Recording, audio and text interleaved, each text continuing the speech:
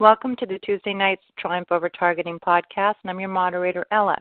Tonight we have a very special guest, David Voigt, and we will be discussing the technology and tactics behind targeting, activism, shielding, and then offering support to the community. If you're new to the call, please feel free to speak. All you need to do is hit *8 to speak when the room is muted.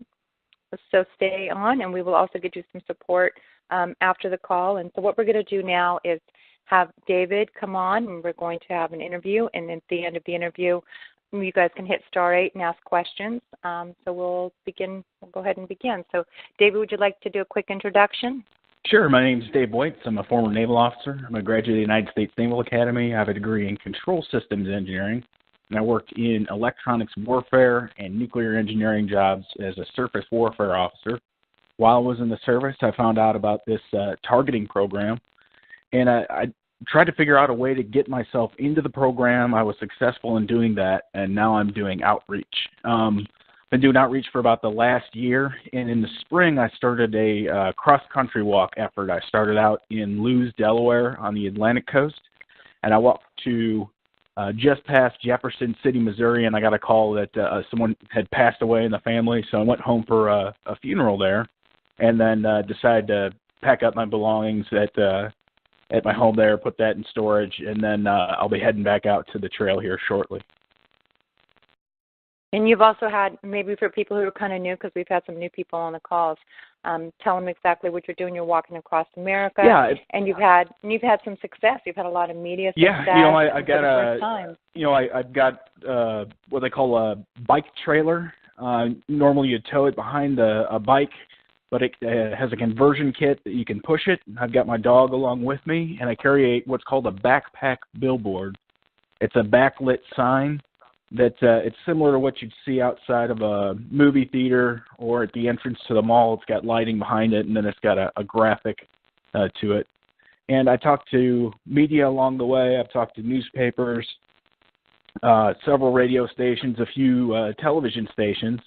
And I just try to let people know that, hey, we know about this targeting topic. There's something like 50 books written, countless papers and letters that have been written on the topic, and that people have tried to engage with the government and just have not got success in bringing this program to the public light.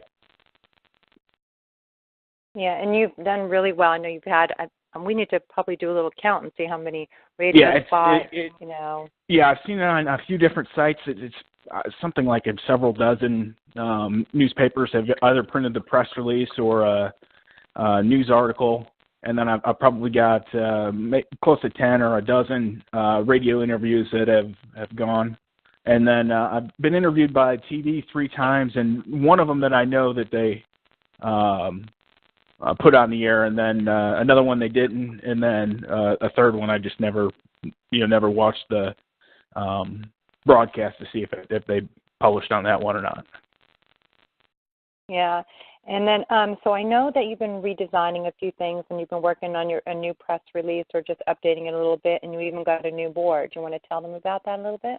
Yeah, I was having trouble. People didn't quite understand what a targeted individual was, and it was kind of cryptic language. So I redesigned it and just started with basic non-consensual human experiments, and I've got a sign now that says, U.S. Naval Academy grad walking to discuss non-consensual human experiments. And then I've rebranded the Facebook page to say something similar, and the GoFundMe page as well, so that when people see it in their Facebook feeds, that it will be readily apparent what the topic's about. And so, I'm going to have to reprint business cards and brochures and all that, the promotional materials to have the updated website addresses, and hopefully we'll get, we kind of got it figured out how to get, press on this topic, and I think it'll be successful if I'm able to continue across the country. I plan to, go until the money runs out, and then I'll go south. Either if we run out of money, then I'll just stop and recover financially over a couple of years, and then try outreach again at some point. Or if it goes well, I'll continue south on the Pacific Coast Highway down to Santa Monica, and then walk Old Route 66 from Santa Monica up to Chicago. And we've had pretty much success. Just about every small town newspaper will publish on the topic if I do an interview with their local newspaper. And then radio's the same. They're pretty open to this. It's now the point that we've had several news outlets have vetted the information, and with the new presentation that I've put together, I've got a standard letter of introduction to ask for an interview with a newspaper reporter that provides a network of links that they can fully vet the topic, and they have all the information that they need to make a decision whether they want to do an interview and publish. And they've been pretty open to it. Just for the fact that it's besides being it's kind of an interesting topic, but it's a human interest story too. A guy walking across the country with his dog. It's just interesting in some of the smaller media markets. Yeah. Well, then I know one of the things I wanted to do maybe is just because you're so knowledgeable in the field of technology, and I know people have a lot of questions in regards to it. So I thought maybe we can do a little Q&A and then invite people to come in and ask questions as well. Because you do know so much, and we hear a lot about what you're doing, but we don't hear as much about the information that you know. So I thought we could do that. So I guess since technology is your specialty, maybe we can start about a quick history about mind hacking and cognitive and perception warfare. I don't know if that's the best place to start. Maybe you have a better idea. Sure. Yeah, we can talk about that. This is psychological warfare. This is a profession, just like there are Navy ships that do surface warfare, submarine warfare, anti-air warfare. We've got people that, in the infantry and the Army, they do that sort of work, and we've got, an Air Force that does strategic bombers. Those are the things that you kind of see on the news. Psychological warfare, you do hear about it occasionally, like maybe they'll do drop leaflets before an attack to kind of put out propaganda, or you'll hear about, like, on the demilitarized zone in between North and South Korea, that either side will broadcast messages over the loudspeakers, and that's sort of a standard military application of psychological warfare. This program deals with mind control and human-machine interface weapons, and this is a covert program, and by nature, a covert program will not be acknowledged by the host country. This is one of those situations that they will deny it, that that was ever funded, until you have documents proving it, or whistleblowers that come forward and say that this program does exist. So really this goes all the way back to World War II, maybe even a little bit before. The first one was Project Chatter, started after World War II. It was they're looking into drugs like mescaline and scopolamine and others that might be useful in interrogations. That was, I think, operated out of the Office of Naval Research or some such naval agency. And then there was a similar program started in the Central Intelligence Agency called Project Bluebird, and a year later it became Project Artichoke and rolled into MK Ultra and then MK Search. There were also programs, MK Delta and MK Naomi, that dealt with international applications of the same technology. So in those programs, most people remember them as the programs that were disclosed in the 70s, and they revealed through a series of congressional hearings, the Church Committee, Pike Commission, and the Rockefeller Commission, he was the vice president at the time, and I think it was officially called the Gerald Ford Commission on the intelligence activities, I think either inside the United States or some such title. And that was like a full congressional hearing before the Senate Select Committee on Intelligence and Subcommittee on Health and Scientific Research, and that's available online. It's something like 400 pages, and people can read that. There's also a 1977 hearing that dealt specifically with the MK Ultra program, and that was chaired by Senator Daniel Inouye. And it was from the Freedom of Information Act request. They were able to recover 20,000 documents that dealt with the financial aspects of the MK Ultra program. Previously, in 1973, before some of the disclosures, the then CIA head, Richard Helms, ordered all those documents destroyed. So they thought that they had gotten rid of all the evidence of how that program was run, but through some extraordinary work of the folks doing some of the Freedom of Information Act compliance. They were able to find some of the documents that were misfiled.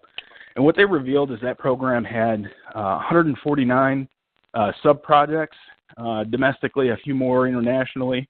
And it talked about how they were funded. Some of them direct funding to specific researchers. Some of them were funded through what they call a cutout. So that would be like a, say you would use a person, or a group, and say it was like this socialite's personal, funding mechanism, to fund their, whatever their sort of research interests are. It's just kind of a wealthy benefactor. And so they would, funnel money through these cutouts or intermediaries, and then they would supply the money to the research hospitals or prisons or wherever they were doing the research. And then they would take that research and send it back to the CIA, where they would repurpose it for intelligence tradecraft. And a lot of people remember those as the experiments where they were testing LSD on unsuspecting citizens. They had things like a brothel set up where they were having prostitutes lure Johns back to these brothels where they would dose them with LSD, and then, just some CIA operative would, observe, the kind of the interaction there and decide whether or not it was useful for tradecraft. And some of the projects were mundane. They dealt with, I think they hired a magician, a guy named Mulholland, and he taught them things like sleight of hand and how you could pass information discreetly or do dead drops in a way that would not be readily observable to the public, just sort of illusion work like that. And then there were some sinister ones. I think there were 3 projects that dealt with experiments on kids. Some of them were absolutely horrific. And then, of course, the dosing of unsuspecting citizens, it's non-consensual human experimentation, pretty horrific stuff. And, I think there's a tear sheet on the final report there, and they were looking for things like substances that would cause malingering, meaning you would not perform your job up to the expectations, or things that would discredit, meaning it would make you seem like you're crazy or not a reputable source to be talking about a certain issue, and those sorts of things. So that's kind of what they were going after. The one that most closely deals with the TI program is Subproject 119, which dealt with the electromagnetic interaction with the human body. And there was some other work that was done by a guy named Jose Delgado. He was out of Yale, and he famously put platinum wires in not only animals. He started out with animals, but later humans, and he was able to find various centers in the brain that cause specific motor functions, or with the administration of this, a current would cause some certain effect. And so they did a little bit of mapping of the brain with that, and he famously stopped a bull through a remote-controlled platinum wire inserted in a bull's brain. Later on, he worked all the way into the 90s, and by the end, they no longer needed a physical implant. They were able to do it completely remote through directed energy, and that's kind of where the targeted individuals come in. This is a program that's of the same vein. It's a mind control program, and it interacts with the body's bioelectrical system. Okay, well, that's great. And then my next question, because I was reading a little bit, I like Robert Duncan books, and I know you do too, about like how they accomplish some of the ways that they can make us look crazy, and the way that some of us end up in mental institutes, not only just because of the psyops, but I was reading about like some of the overlays they do, and people hear that word a lot, personality overlays, and they hear heterodyning, which sometimes it's hard to tell which is which if a person is having these experiences. So they can create, with this technology, they can make it seem like you have a split personality. They can make you, and of course the B2K, people think you have I'm forgetting the name of it. Schizophrenia. Yeah, it's a common, delusional disorder, schizophrenia, or parasitic psychosis. Those are usually the ones that kind of go forward. Yeah. And so maybe you can go in just a little bit about overlays and what that entails versus paradigming. This is a technology that uses a remote interface with the human body. So we all understand that we're able to capture visual information since they were doing photographs in the 1800s, and taking audio information as far back as like the phonograph. And over time, those technologies have progressed, and now you've got incredible computer-generated visual information and amazing audio that you can manipulate the sound, like the auto-tune, can stretch the voice or provide layers, and it's just kind of a signal conditioning process that's used. Well, they did so much work back in the 50s and 60s that dealt with the human body and how does the auditory information, visual information, tactile information, how is that represented in the body, and how can we manipulate, read that information? Well, we've gotten to the point with the modern computing that we're able to accurately depict the body's all the senses of the body, and we're able to also provide input. And so kind of the modern prosthetic limbs are the sort of the best way to explain this topic. They now have prosthetic limbs. If you have no background on the topic, I usually recommend a playlist called Tech That Can Hack the Brain, and it's on TED.com. TED is a organization, it's a nonpartisan nonprofit that does short, powerful talks. And it could have anyone from business to Silicon Valley or somebody that's just had a unique life experience. And it's usually 5 to 20 minute talk about their life's work or the experience that they've had. And with those 6 talks in about an hour, you can get a kind of a background on this topic. So the personality overlays, that's basically a recording. You're recording a person that's in a specific emotional state. So say rage, or even as something as simple as stubbed your toe, or morning sickness, or you've got a cold.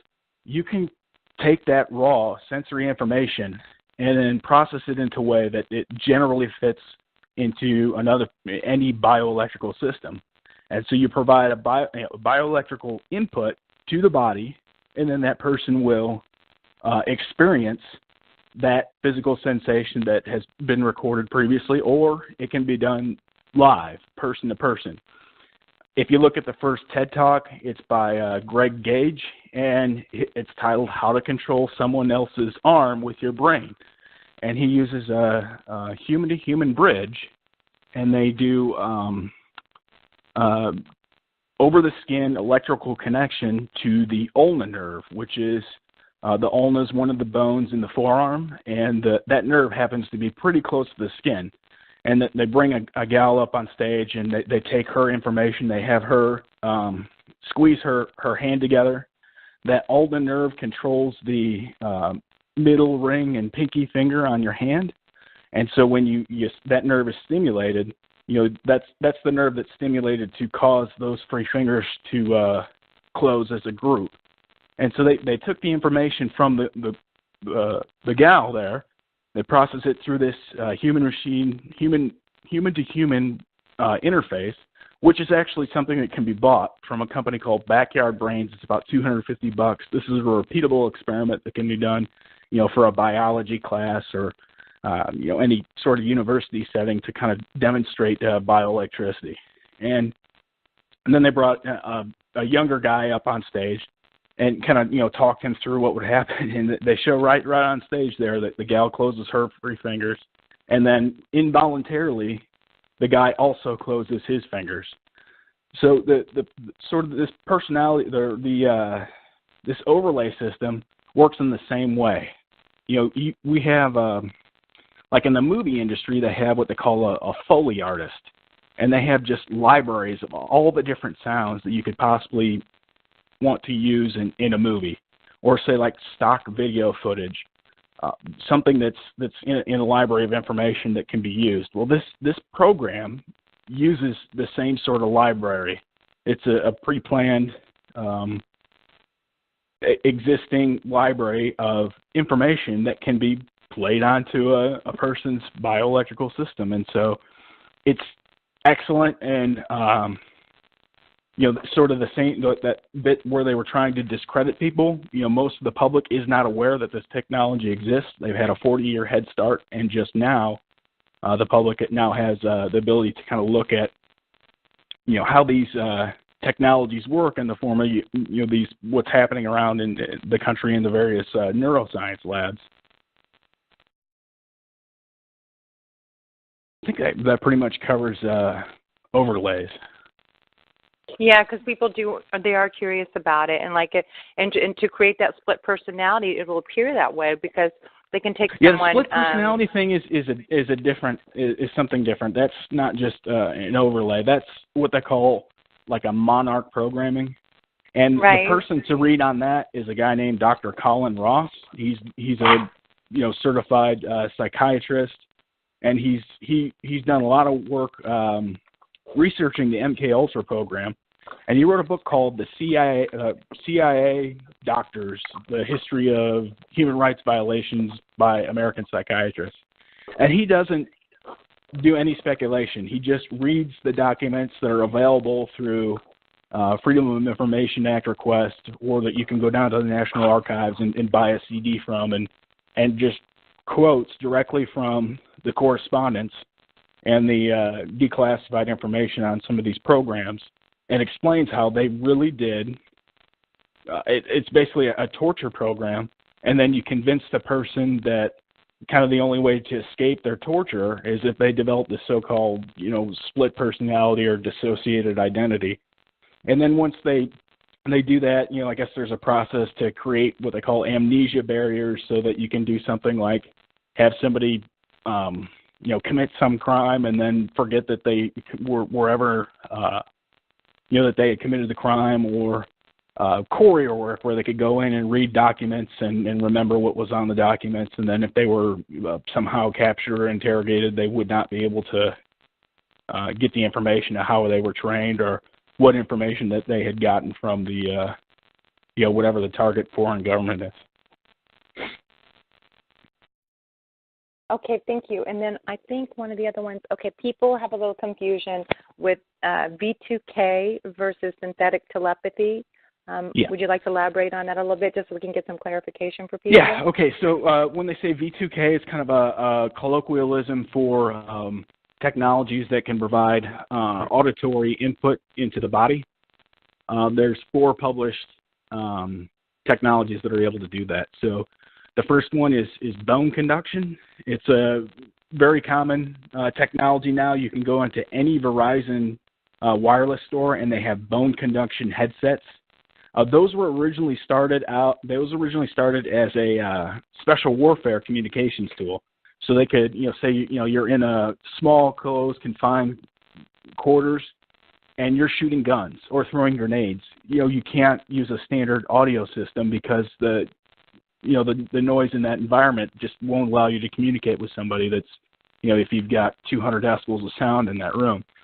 So it's a system that uses the body's bones. They had both headsets that would go, over the ear, and they also had some that they would, I guess, put implants in their tooth. I've seen that in a couple of kind of like Tom Clancy books that have been written by special warfare operators after they've had their career and they're kind of trying to sell books. And then the other thing that it's also used in like advertisements. So they have a system that if you can hook it onto a window, and say a passenger is, in a subway, if they lean their head up against the window, they'll have some, public service announcement or an advertisement that will come through the window. So that's bone conduction. The second one is ultrasonic heterodyning, which is short range, and it uses acoustics to project a message to a specific person, specific individual. So that system is available as a product under something called the Audio Spotlight. It was first demonstrated, I guess, publicly for the movie Paranormal Activity, where they would have an advertisement for the movie, famously in Times Square. If you stood in a specific spot, only you would hear that message. But again, that one was used for special warfare type of applications where you want to just send a kind of a covert message, go left, go right. This is the way to get out. Type of message to your operator without anyone else around them being able to hear.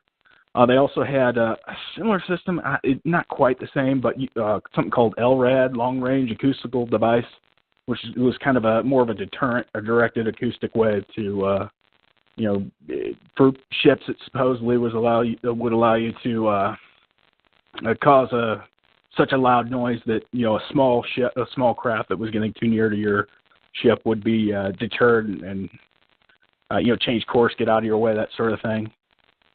Let's see here. And then there's the microwave auditory effect, or Frey effect.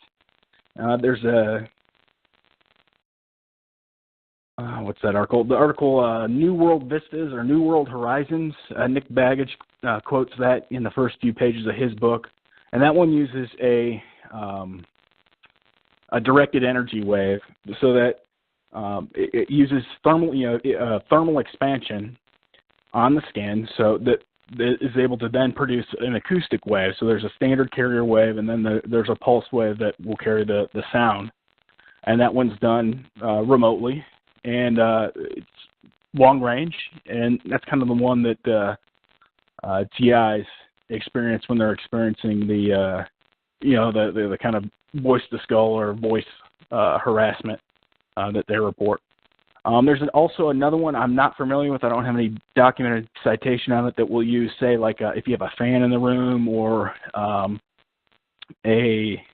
running water. It's a remotely operated system that will use existing pressure waves within the room and then modulate off that pressure wave to create sound as well. But separately, the synthetic telepathy, that is the more advanced human-machine interface system that completely interfaces with the body's bioelectrical system. So not only can you get auditory information from that system, you can get gustatory, smell and taste, as well as full-on tactile. Every square inch of your body can be, they can, in the centers which perceive that information in the brain are stimulated, and you can create, any, like we said before, it's a recording or live information of, any sort of touch that you can imagine. That's pretty interesting. I didn't realize synthetic telepathy played into all the perceptions and all the perceived senses. I didn't realize that was part of it. There's, like we said with the prosthetic limbs, you can see those now in the public. There's at Ohio State University, they've done one where they've repowered a guy's paralyzed arm before the 2014 World Cup. Miguel Nicolelis put together 150 scientists and engineers and built an exoskeleton that has bidirectional feedback, meaning that not only was this paralyzed guy able to stand up and perform the opening kick to the 2014 World Cup, but he was also able to feel the feedback, so he could feel himself stepping on the ground, feel the pressure of the resistance of the ball as he's kicking it. And, it's kind of a completely bidirectional system. And, that's just, 150 scientists, engineers for one project in 2014. This is a system that has been researched since the 70s and, has been obviously funded year over year. And it's been perfected, kind of to what we're experiencing now as TIs. Well, great. That was really informative. I learned something, too, out of that. And I guess, you hear a lot about, the human-machine interfacing, how it affects us. And I think something that might be insightful for people who don't know this already and maybe have a hard time understanding, that it can affect everyone around you, too, that they can, yes, they can control less, but they can do little tricky things with the people around us. That's the very stretch. tricky. That's the unfortunate reality that you have to explain this to the public. We're so lucky with the Snowden movie that they demonstrated kind of the 3-hop system. So you think in that movie they show graphical user interface. Think of it like a web browser, like the tabbed browsing they now have, where you can have 1, 2, and 3 tabs. imagine the first tab is what they call the first hop. So say an average person has 40 contacts, in their social network, on their Facebook page or, among their friends and family. That's their normal social network. Well, then each of those 40 has 40 again, and that would be the second hop. So that second tab would have, 40 times 40. And then the third tab, of each of those, however many of those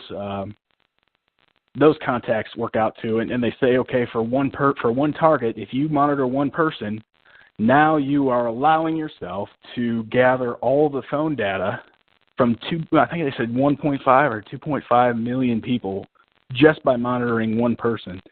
And so it seems like there's a similar situation here. If they take, say, whatever it is, 10,000, 20,000 targets, and they're putting those targets on this system, if they go 3 hops out, they kind of give themselves permission to really put everyone on it.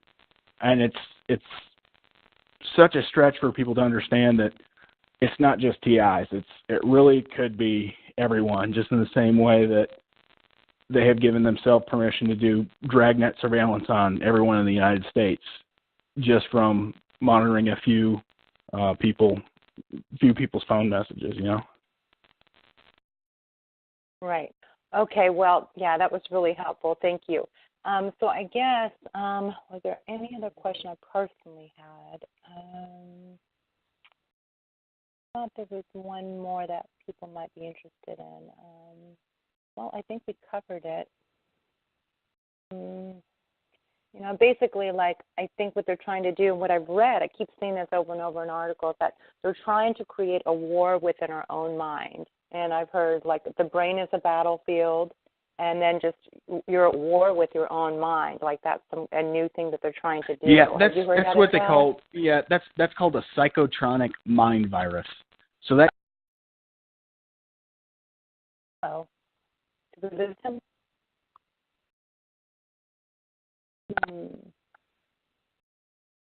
Is it me or him? Hold on, guys. Let me see if I can find him. Huh. You can hear me. Okay, great. So it's him. Let me mute him and unmute him and see if that works. David, I can't hear you, so you might have to hang up and call back.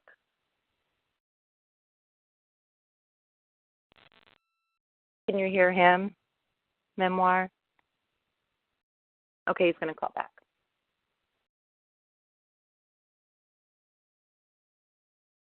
Always interesting when someone gets hung up on, when there's a disconnection or something.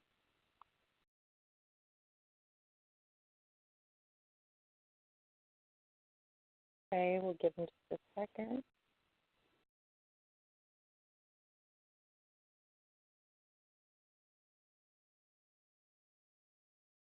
I hope you guys got to see Ramola's article it was about the interview with William Binney and Kirk Wiebe, and I know we're very happy about that, and it was a really lovely article, and she has some of the most well-written articles, and it's on a weekly basis, so I really suggest taking a look at her articles. And we're pretty proud of that interview. Make that happen, so I hope you guys get a chance to take a look at it and share it.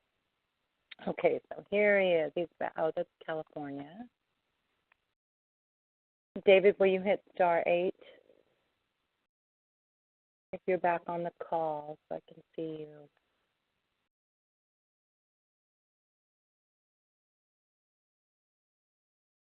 Let me unmute California while we're waiting for him.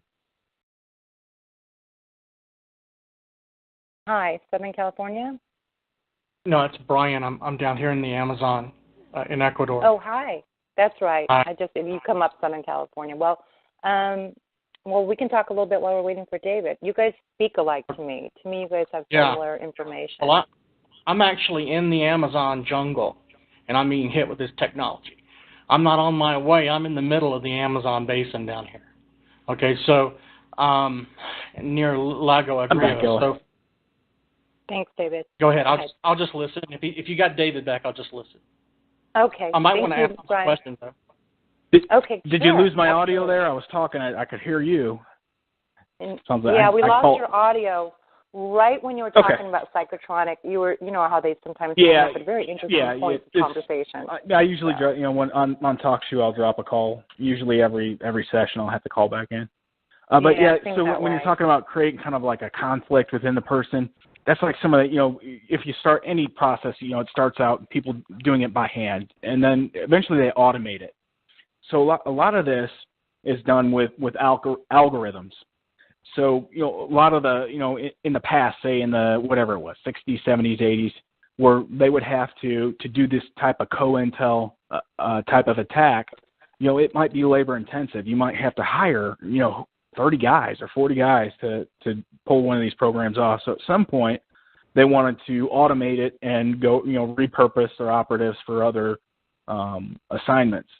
And so what they came up with was what they call a psychotronic mind virus. That's kind of passé term or outdated, but it's just the idea that you automate this psychological warfare process. So you have a system that is able to interface with the body and provide the sensation of touch. And for a lot of targets, what they'll do is they'll split the body in half and make all the touches on the, say, one side of the body, they'll condition it to like no. Or they'll condition the right side of the body to yes.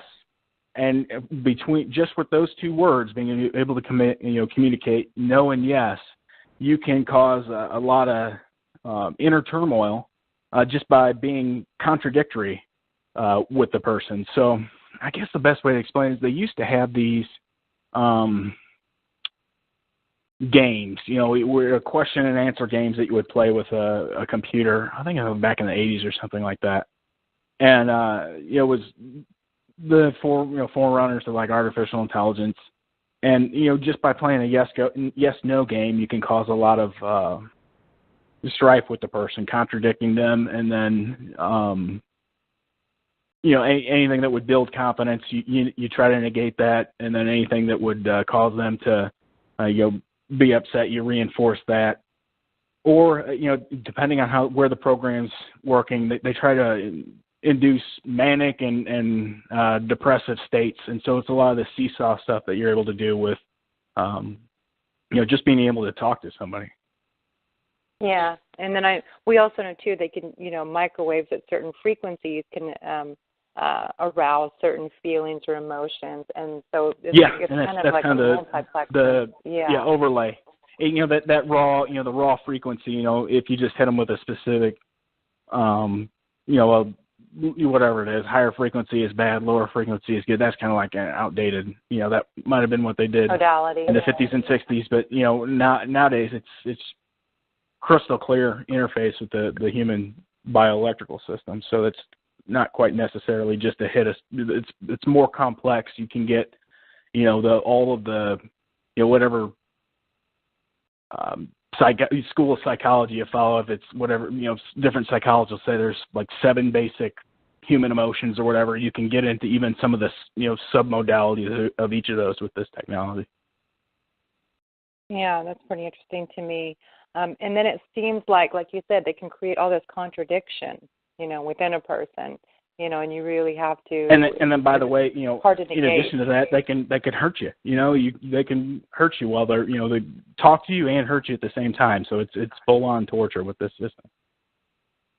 Yeah, it is.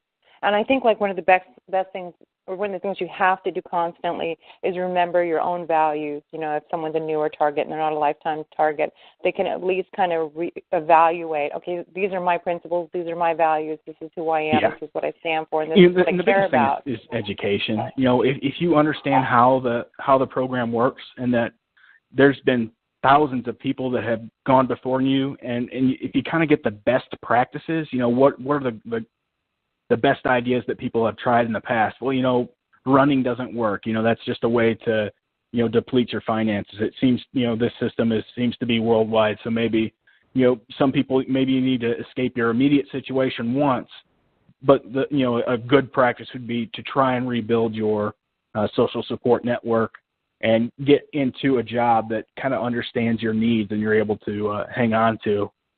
Rather than being in a constant cycle of, having a job for a short time and then getting, shuffled out the door for, psychiatric issues. Right. Okay, so I guess those are the questions I had. So let me go ahead. I'm going to open up the floor, and I will go ahead and I'll unmute Brian.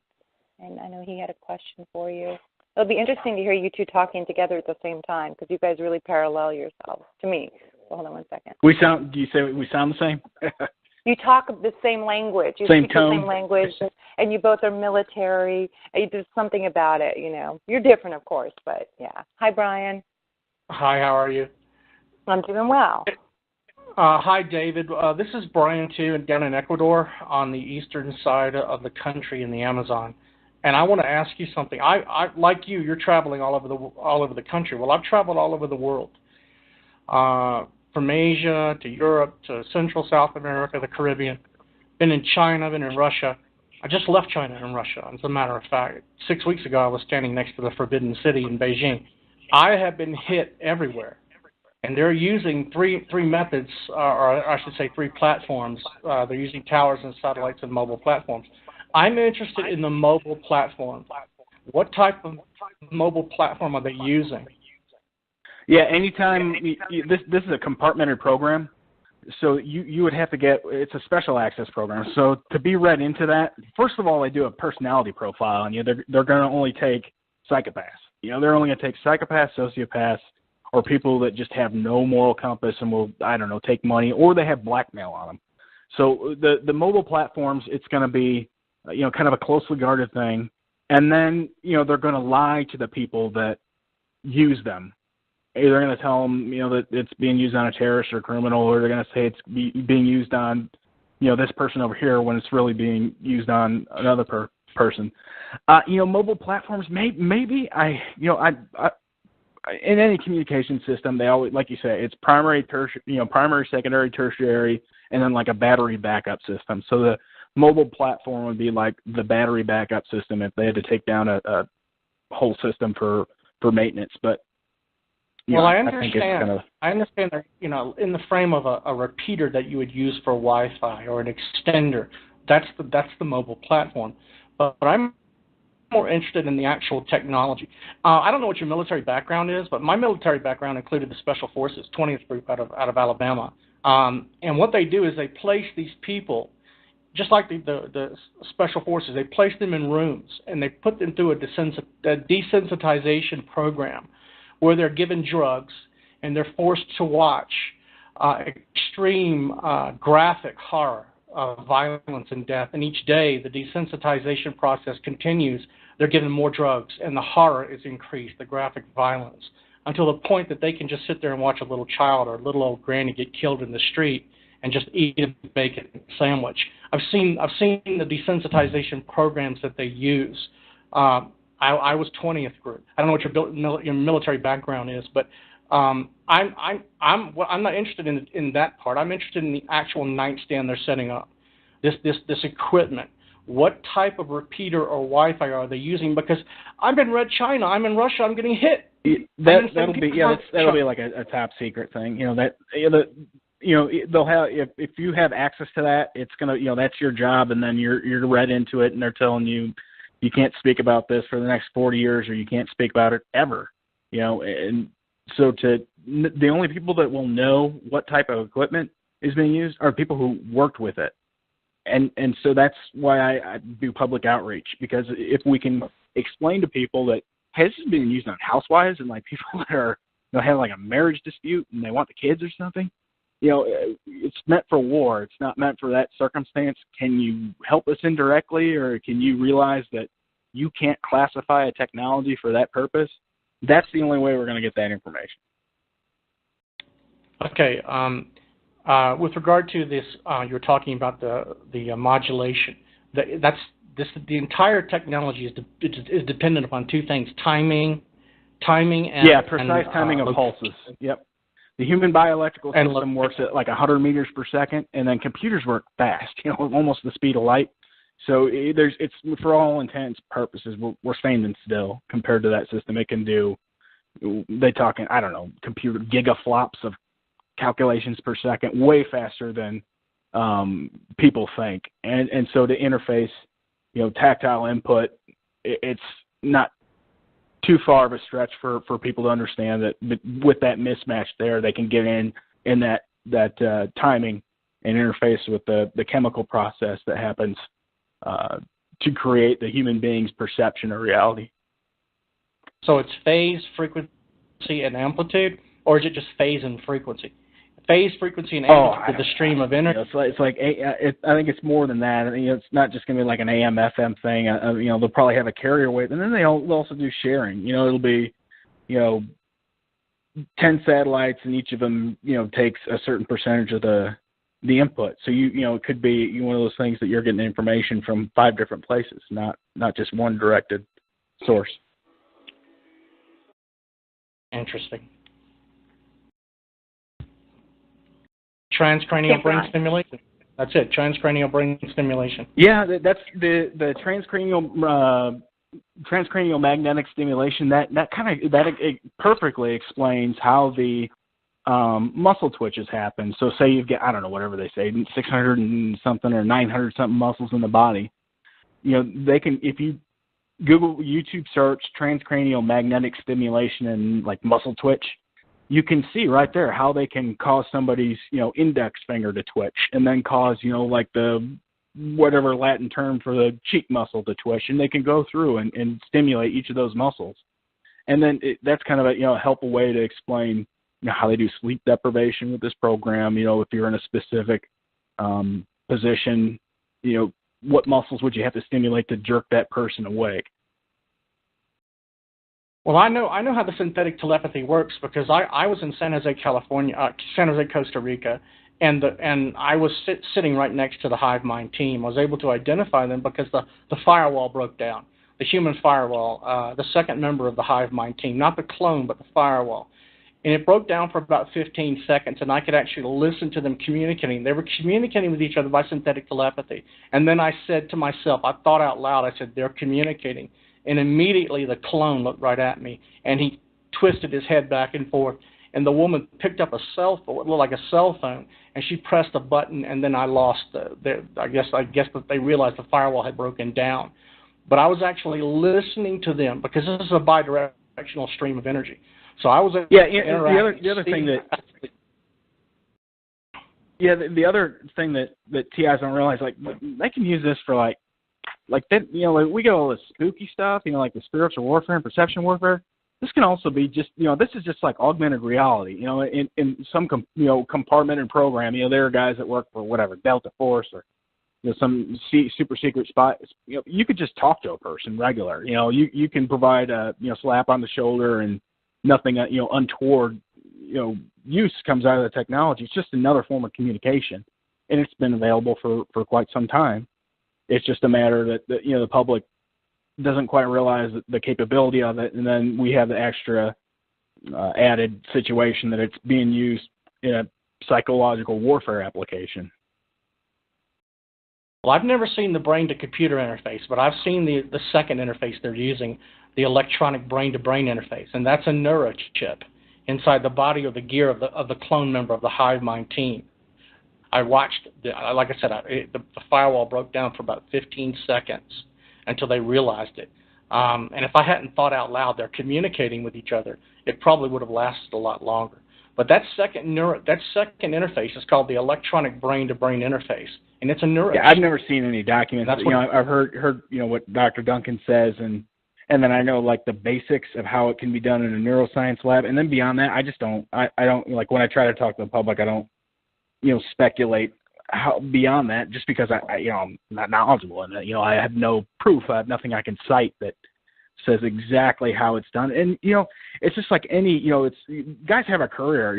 Anywhere from 20 to 40 years, and it seems like every military guys rotate out, and guys that are working on some of these programs, they retire, and then anytime a new management comes in, they overhaul the programs. They change a little bit about how the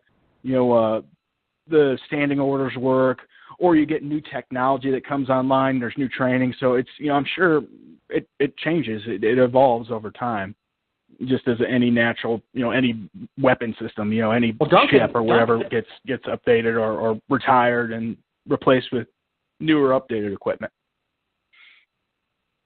Duncan didn't talk about that. There's only so much he can say, and you have to read between the lines. The cybernetic individuals that are being created from synthetic genomes, for example, these cybernetic humans that are not human at all. That's some way Well, this way is what the advanced technology is for. The technology is for that. It's for these cybernetic human beings, never born without mother or father. They're creating superhuman beings, cyborgs, that can use the technology to manipulate time, space, and matter. For me, as far as the TI topic, that's so far into the future. I mean, there's all I can do is talk about what I can make a direct correlation. It's they may very well have technology that's hundreds and hundreds of years into the future. They do, compared to what they have now. But what is that? Talking about that really doesn't achieve the goal of giving the TIs free. And that's kind of like at the end of the day, that's what we want: people to return to their normal life and not worry about this, super secret government stuff. They can just realize, they've had this experience and then just return to normal life. That's kind of what I'm after, is getting the guinea pigs free of this system. One of the ways to disrupt the technology is to disrupt the location. You can't disrupt the timing without electronic jamming, but we can't do it. But if we could disrupt the timing, the location, using jammers to disrupt the location, because that's what the implants are for, then perhaps we might be able to disrupt their technology temporarily. Yeah, I don't go after the technology aspect at all. I realize I'm like one guy, and you're talking about research that's been done. It's like more people. I think they had 150,000 people work on the Manhattan Project, and 15 knew exactly the pieces, parts of how it worked. And I just can't imagine that within the TI group, are we going to be doing better than the whatever modern day equivalent of 150,000 people plus all the modern help you get from computers? It just doesn't make sense. To me, I think it's just craft a simple message that the public can understand and go with that. Can you tell us about this the brain to computer interface that you mentioned earlier? Can you tell us how integration completion occurs with that? I mean, I'd be interested to know how. You said integration completion? Yeah, integration completion between. Remember the first interface that you mentioned, the brain to computer interface. That's what I would also be interested in. Again, we can only get so much from. I don't go for the finishing thing. Like the way I explain this topic is I tell people, hey, there's a guy down at Duke University. He's doing some civilian research in hive minds, and it's just the basic simple stuff. 3 monkeys, playing a video game, and then by the way, he's doing a little bit more with people, and that's sort of the basic stuff that's coming out now. But we know that the government's had this for 40 or more years, that they've had that technology, and then they've made light years of expansion upon that, and that's it's just something an issue of how do you present this to the public.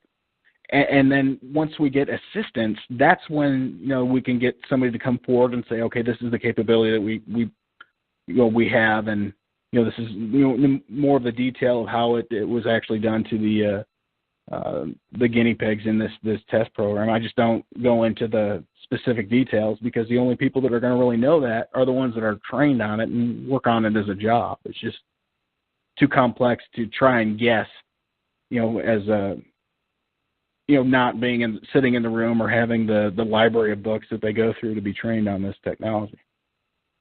Ella, I'm just going to listen. I'll just stay on the line and just listen. Let others ask questions, and I'll just listen and see what. You can mute me, or Brian. Yeah. I'll just leave you unmuted. You're welcome to participate. Okay, so now I'm going to go to Southeast Missouri. Hi, you're on the air, Southeast Missouri. Hello, this is Dave Case. Hi, Dave. How you doing? Doing well. Welcome to the call. Always glad to hear your voice. Yeah, I've been very successful in knocking the equipment out. And to answer one of Brian's questions, I believe they're using the GPS satellite system as a main carrier. And they're using constructive interference, since at any one time we're surrounded by 16 different satellites at once. And the phenomenon of constructive interference can increase the power levels tremendously. And it's similar to a scalar wave. And what I'm doing is jamming their spectrum from 5 kilohertz to 25 kilohertz. And with pulse code modulation, that's the other form of modulation they're using to target individuals. And it breaks down the biorelevant feedback loop. In other words, if you're going to target someone, you have to gather the metadata, their temperature, their heart rate, their brain waves. There's a lot of parameters you have to gather to input into your high-speed computers to target the individual. And I'm adding information that they cannot remove. And this breaks down the biorelevant feedback loop. And I'm freed 33 people to date. And it's really... How have you done that? Pardon me? How have you freed 33 people? This technology is not GPS-based. It's geolocation. It's location-based. It's not satellite-based.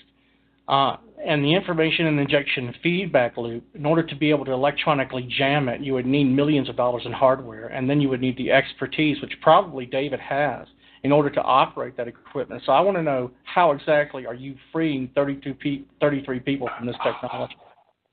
Well, I have the testimony letters. I'm an electronic engineer, and I tried to patent a light-operated computer, and I was attacked by an agency with very high technology. And I invented a new device that makes a sound that has never existed before. It sounds similar to the electronic tinnitus. And my theory of operation was to confuse the electronic system they were attacking me with. And it worked. It knocked out the tinnitus. I was totally able to free myself from any type of attack. And I began giving this CD out for free. They use headphones that go above your hearing, 24 to 25 kilohertz in the ultrasonic range. And I have cured 30. I'm curing about 2 to 3 a week. It's really expanding. And Ella can even tell you, I've been sending out many, many CDs. And it confuses their systems. And as far as the GPS goes, that's my opinion as an electronic engineer. What would be the perfect system to deliver neural information to the world at one time? And I would put up a GPS satellite system, and that would be ideal to target individuals. That's why I say I think they're using the GPS system. Yeah, it is effective. Are you still there, Dave? Yeah, I'm here. I'm just listening.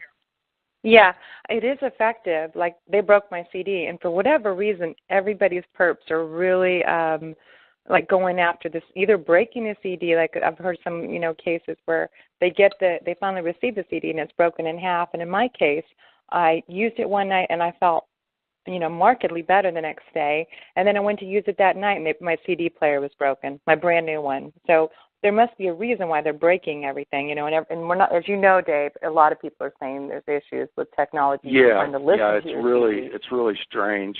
But I have a testimony letter right here I just got today, and she's had really dramatic, as many people have, changes. It says, I have been listening to your CD continuously for only a few days. I am seeing this great disconnection take place. I am plunged into it inside and out, also in my car. I was able to go to the grocery shopping in peace. What a great feeling that is. I am so thankful to you and quite overwhelmed. I will not stop listening to the CD. I am sending you one of my favorite songs that really helps describe how I'm feeling. Thank you for your help. I know God has disconnected me 100%. I am so thankful I have a story. Thank God I'm free. I will never be bound again.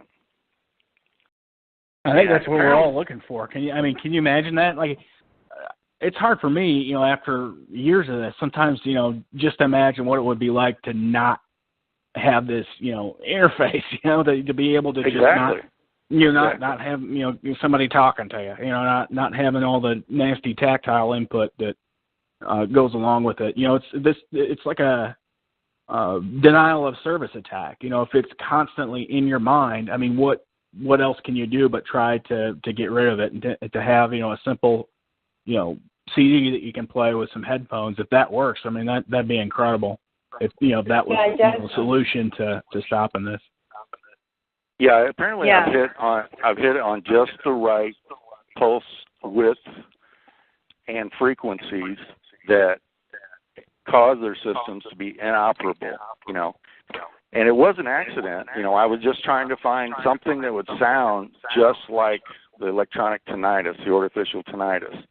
And it sounds really close to it, and it is confusing their systems, and I've proven it works. And all I can do is judge it as an electronic engineer. Well, what am I interfering with? What is the delivery system? And how can I make it better, at this point? But right now, I'm sending out many, many, many CDs, and I'm getting many, many reports of knocking out the system. Yeah, and it's so great to hear a story, too, that, somebody getting a return to quality of life. I imagine, some people, just having that break for a few days, you can do a lot of healing and get back to kind of a normal routine. Yeah, exactly. David, exactly. I'm going to order one for David. I want David Voights to have one. It's really pretty remarkable. I can't. I would be amazed, like if that was actually what worked. You just listen to a CD and all this is all wow. Instead of walking 1,000 miles with a stupid sound on your back. It's not Mozart, as we all say, but you can put Mozart in your ear simultaneously with an earbud. He does require like specific headset, like a headphone that is able to I heard. I did a senior project on that where the hearing, auditory range that the headphones don't cover the full range. Yeah, so he's very specific about the ones that do, and it's multi-layered. It's more than just the binaury beats because, even Dr. Hall, he was right. He was on the right track about the first thing he ever emailed me was binaury beats. I hope I'm saying it correctly. And then, of course, vitamins. And so he was correct, And then he was on the other night kind of agreeing with Dave. But Dave, he hasn't heard Dave's CD, but it's got more layers to it. And, and it is hard, Go ahead. I guess my only caution is, any experimentation that you're going to do for dealing with this issue, you got to keep your budget in mind. It's important for TIs to do your best to maintain your fund. This is a typical process. They want to drive TIs into bankruptcy, so you lose the house and get you into a pattern of homelessness. So. There's a tendency to kind of overspend and use all your resources to combat this issue. That's why. And there are some people that spend every dime they have on shielding and plugs that you can put in the wall and jamming techniques. And the reality is that the best advice is start with a budget. Do a normal family budget, and then if there's $100 a month and that's all you have to do for experimentation, don't go beyond that. Still pay your rent, pay your insurance. Pay into your retirement, and then after that, have a budget for experiment with these stuff. David gives them out for free. Yeah. Yeah. Oh, you can't beat that. It's great to find solutions that are, reasonably priced rather than people that I hear people making coffins for themselves out of sheet metal and stuff like that. I do have a question for you, David. Yeah. Like I said, I was trying to patent a light-operated computer, and after I was attacked, I found out that it is national security. They already had light-operated computers, and I wasn't supposed to know about it. And what I would like to really explain this whole situation a little different. We're in an information war. They target our brains with more information than our brains can handle. And that's to overdrive our systems. We can do the same. Oh, sorry. Go ahead. We can do the same thing, but backwards. In other words, I get that. It's kind of the denial of service. Like you said, Dr. Duncan goes into that. All the correlations of how a a computer attack applies to a human being. And, stepping aside from even the computer electronics, just from a psychological warfare attack, one of the things you want to do is, like, say, a commander, in charge of whatever, a platoon, a battalion, whatever. A lot of times, the same thing, you give them too much information so they can't make a decision, and you give some of that information is incorrect. So exactly, if you're providing more information than the system can handle or can process, or some of the information you're inputting is incorrect, then that's definitely a way to kind of break down the system. Yeah, exactly. For instance, if you are able to cause an artificial intelligence to crash by causing it to solve all problems at once is one way. And that's why they put limitations on these artificial intelligence to control them and et cetera. But, we can come up with systems, just words, speaking, because we have a captured audience. These systems are linked, and they must gather data, and they must hear us, and they must, collect this information. So if we do it in an organized way, here's just a real quick example, and I'll let someone else talk to you. When I was first attacked, before I invented the countermeasure, I thought, well, I'm going to look at songs and pick out sentences and make messages and transmit them all in my house, in my car, to disturb them, because I know they're, watching, picking up all this information about me. Well, I went to make this code, and there's already a code in the 80s music, and there's key words that are in there that unlocks and connects other songs. So, in other words, the first part of the code is we were strung together, songs unsung, secret codes on the telephone, I'll need my love to translate. What does love want me to do? Love says, let the music play. In other words, love is a code word, a key. Secret is a key word. And I just a little bit more of the code, and then I'll get off here. Secrets of the days of old. You find the key, you got the gold. Treasures here, sunk in there, buried treasures everywhere. Don't go far, circle close, the Father, Son, the Holy Ghost. To the Trinity I raise a toast. And it even goes on to explain what will happen if you read these codes on the phone. It says, straight light searching all the meanings of the word song. Straight light searching all the meanings of the songs. Straight light is referring to a light-operated logic system. And this code goes on and on and on. And it's really amazing. So in other words, if we, as TIs, come up with these string codes of different construction, it will severely task the artificial intelligence system and their equipment. In other words, it gives a new dimension to the word love. It gives a new dimension to the word secret. And it really, really could hinder all of their processes. That's all I got to say. That's really interesting. Well, that's really, really interesting. And it's interesting because I get a lot of 80s songs, and you said there's a lot of coding in 80s. That's just it. Yeah, the codes are all in our head. Oh. We've already listened to all these songs. That's really fascinating. Thank you for sharing that. I didn't know that, and I always wonder what's up with all the 80s songs I play. Me too. Okay, now I know. I thought it was because I can't stand 80s music. Maybe that's why. Maybe that's why. There's something in, it's very synthetic, and it was when 80s music started to become very electronic, computerized and very electronic, and so it doesn't have that real sound with the guitars, the rich, the real drums, that real, very basic sound that's in music, and so I felt that was lost in the 80s, because I like all generations of music, and I'm, married to a musician, and I really appreciate music, and I think music can actually disrupt a lot of what's going on, and a lot of people look at B2K.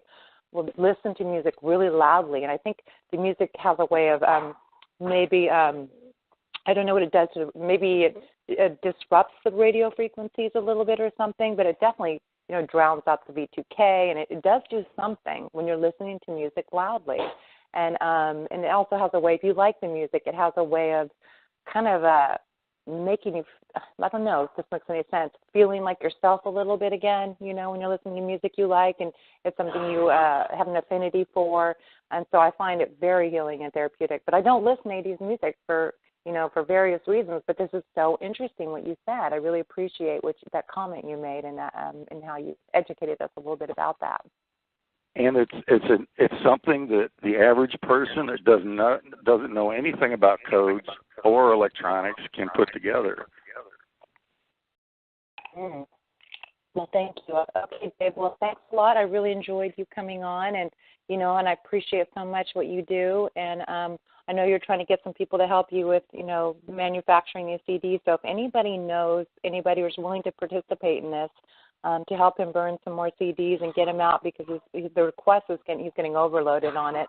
And then also I'd love to do some donations for you, you know, and I still would like to send you a substantial donation just for what you do to the community. I really appreciate it.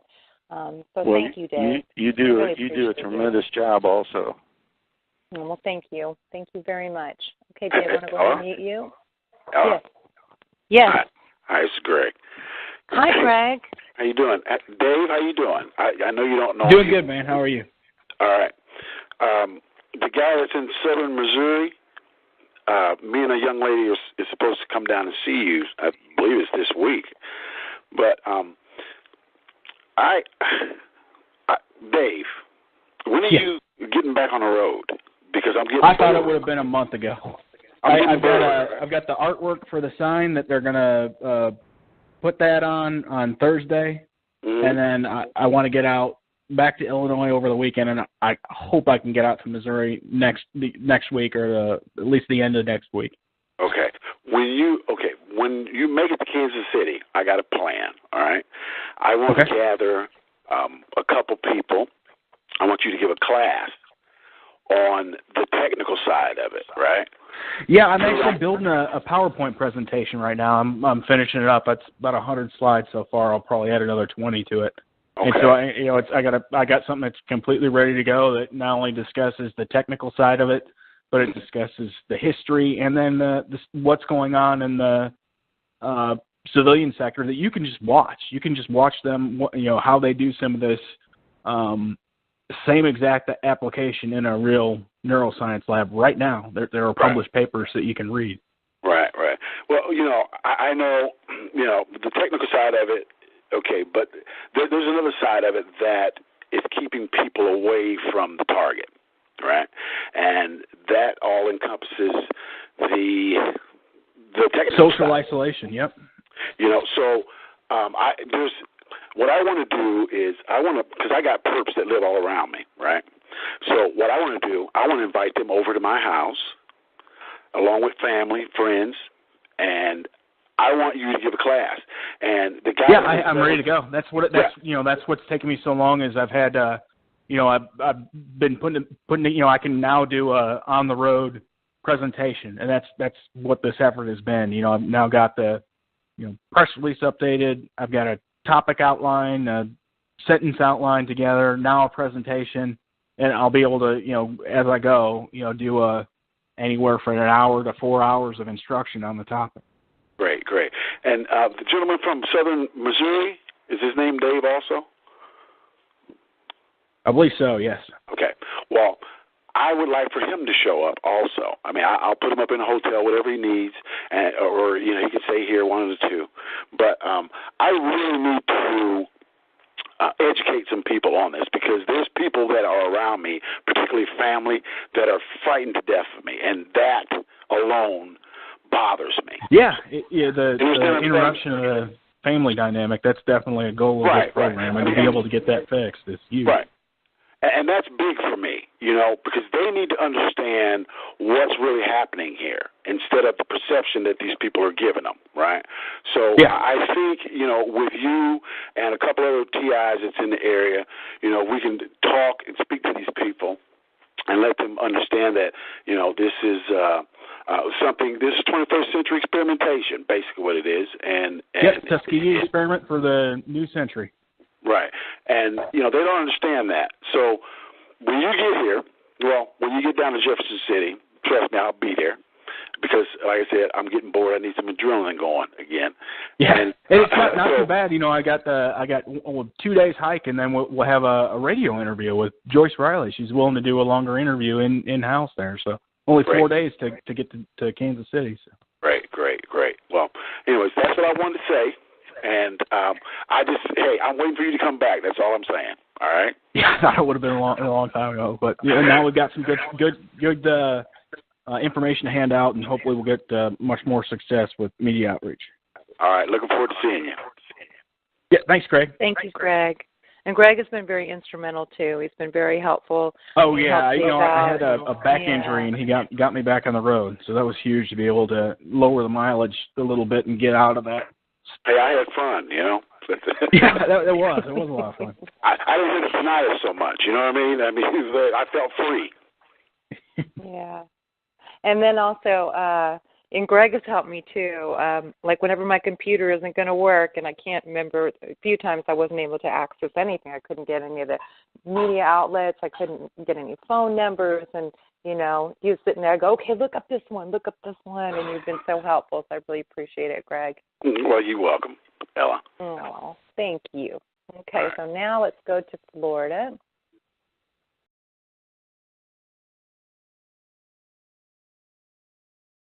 Hi, Southwest Florida. You're on the air.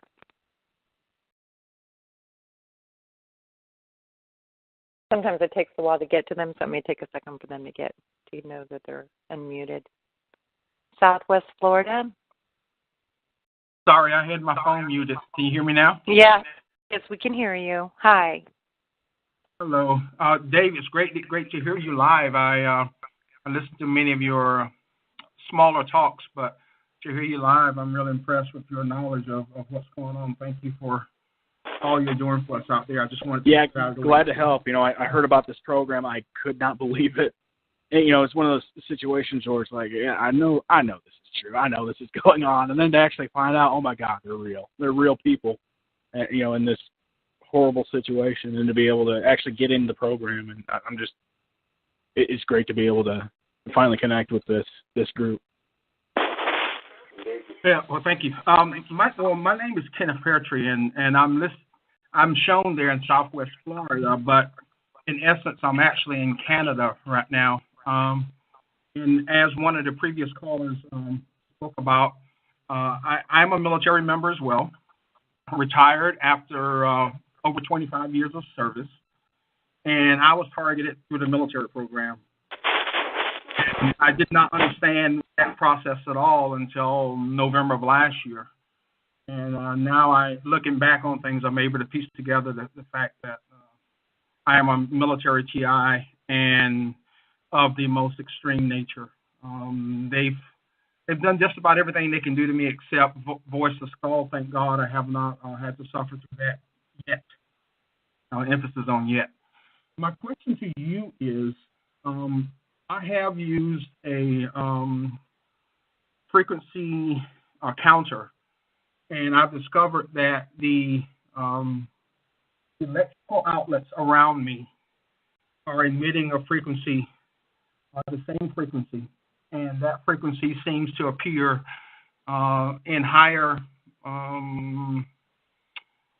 what's the word I'm looking for? The signal is a much stronger signal wherever I sit or where I sleep. And this has been a common thread throughout. Do you understand how that process could possibly work? Yeah, that's all about sleep deprivation. One of the key one of the key elements to any psych warfare program like this is sleep deprivation. So when you're in a vulnerable state, it's just one of those things that they'll amp up. And two, from my experience, it seems like if you're concentrating on something, and you're, intent, if you're doing work that involves, a lot of physical movement or concentration, it seems to be, more of your focus is taken away, and I think it's a matter of focus.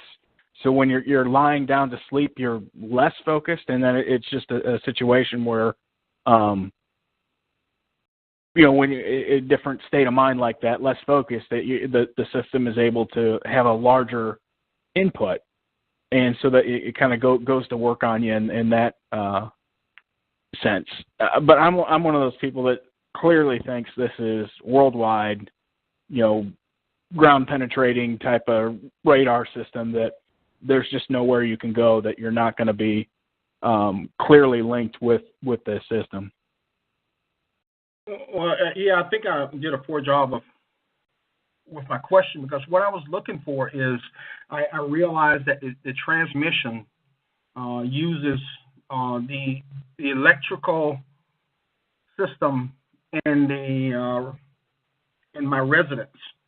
So a lot of people think that they think that the electrical grid is part of it. I'm one of those people that thinks it's wireless. It's just directed energy worldwide, like the a GPS system or an over-the-horizon radar type of system with some additional secondary and tertiary inputs if necessary. I'm not one of those that thinks it's just purely the electrical system that does this. Well, I can say with a very high degree of certainty that the wireless is a part of it, because one of the things that I've tried to concentrate on is keeping my body healthy. A healthier body will help keep your mind healthier as well. So I exercise at the gym, and when I exercise at the gym, they don't like that.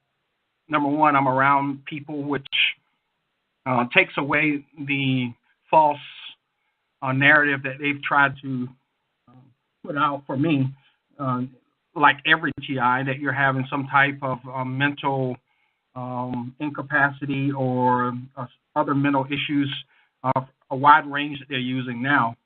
So the ability to interact with large groups of people in a gym area takes away that narrative.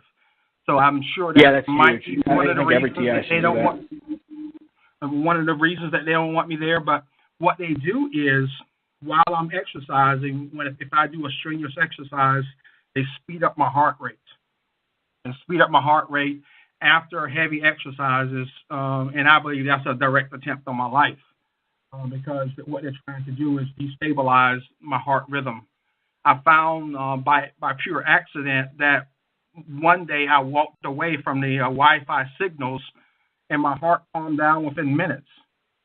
And in my car actually has a Wi-Fi installed, and so they control the Wi-Fi in my car, so I didn't recognize that they were using that to keep my heart rate up after leaving the gym. Inside the gym, there's Wi-Fi, and inside my residence, there's Wi-Fi. And the day that I walked away from the Wi-Fi signal, my heart rate went down to normal almost immediately. Yeah, my opinion on that is the thing you got to understand about this program, it's all about trickery and deception. So whatever you think about or focus on, that's going to play out in your targeting program. So a lot of people complain about like gassing. Some people are worried about chemicals. They don't like the Monsanto, or they don't like Roundup or whatever. Those people will be attacked. They'll get the sensation that they're being attacked with chemicals, that they're spraying in their house, that sort of thing. It's just a different narrative. And yours sounds like there are people that don't like the smart meters and they don't like Wi-Fi, and there's an entire narrative that goes along with that. So that's just a caution. When you're talking about this technology, the best thing to do is research it and look at, okay, it could be this or that, but really the only people that are going to know are the ones that are doing it. And I just can't, I don't think we should get too wrapped around the actual, about the exact specifics. That'll come out later, just like, from the MK Ultra program, they eventually learned that the drug was called lysergic acid something, LSD. We're going to find out that the specific information later. But as far as, like being involved with Wi-Fi or, the power company or something, maybe it is. But I think that the quality of life is more important. I think the value you get, like you said, from going to the gym and becoming not so socially isolated is a far greater dividend than trying to isolate yourself from Wi-Fi signals or living off the grid, that sort of thing. That's just, I would not go down that path. And I bet you if for people that don't focus on that, it becomes less a part of the targeting. That's my best answer to that. And I agree with everything you said. And that wasn't my intention to try to go off the grid. I was trying to understand the delivery methods so I could better protect myself. I know with the Snowden movie, they kind of hit on touched on that they have all it's in everything. Like they can get into your computers through as something as simple as the cord that goes from the output of your that goes into the back of the computer monitor. That there's like a hardware hack that they put into that and made the company so like your standard cable, whatever HDMI or the computer monitor cable has that built into it.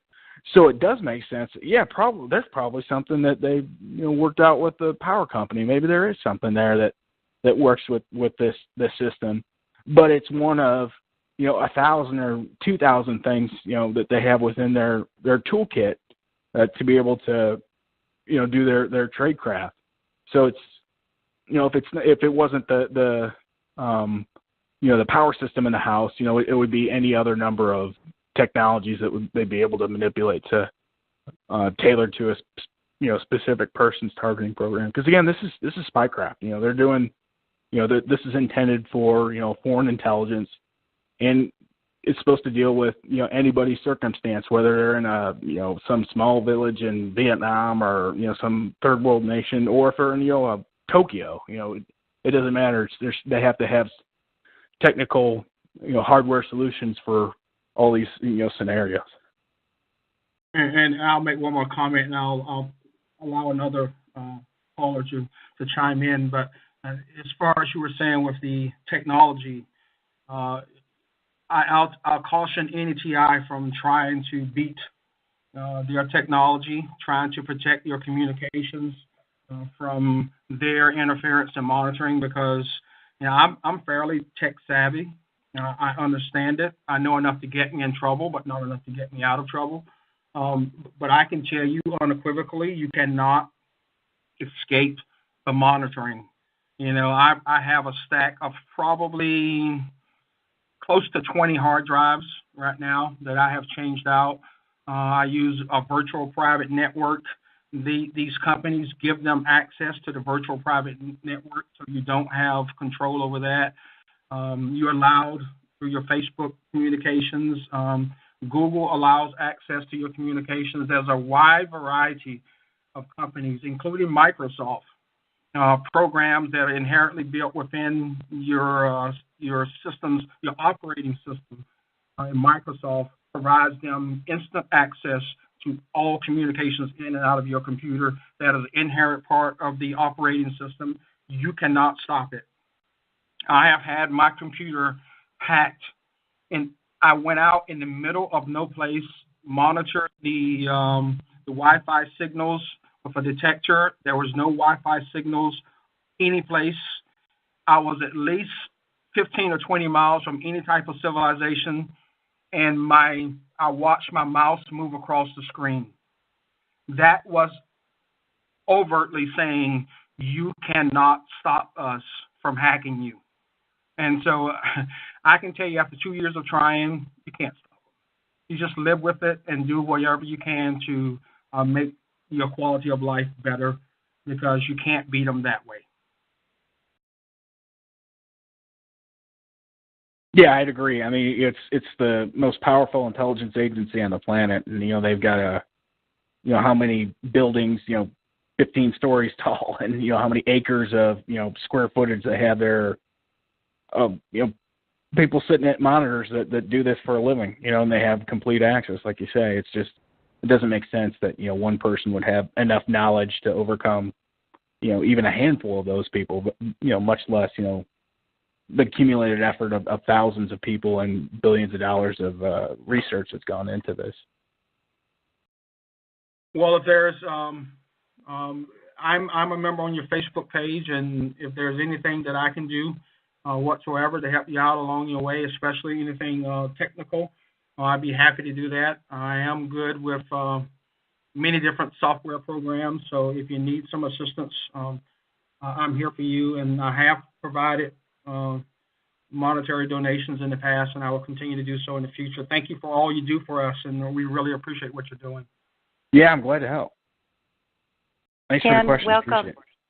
Yeah, Ken, thanks for asking your questions. I'm so glad to have you part of the community. Okay, let me go ahead and mute you. And I'm going to go to Central Coast, California. Hi, you're on the air. Oh, hi. Can you hear me? Yes, we can hear you. Okay. I was just earlier commenting, but it's okay. Whenever we're done, can we hear more about Dave Case's knowledge of the technology? I'm really fascinated with what he has to say when we're done with our guest. Sure. Thanks. Sure, absolutely. Okay. I'll go ahead and mute you.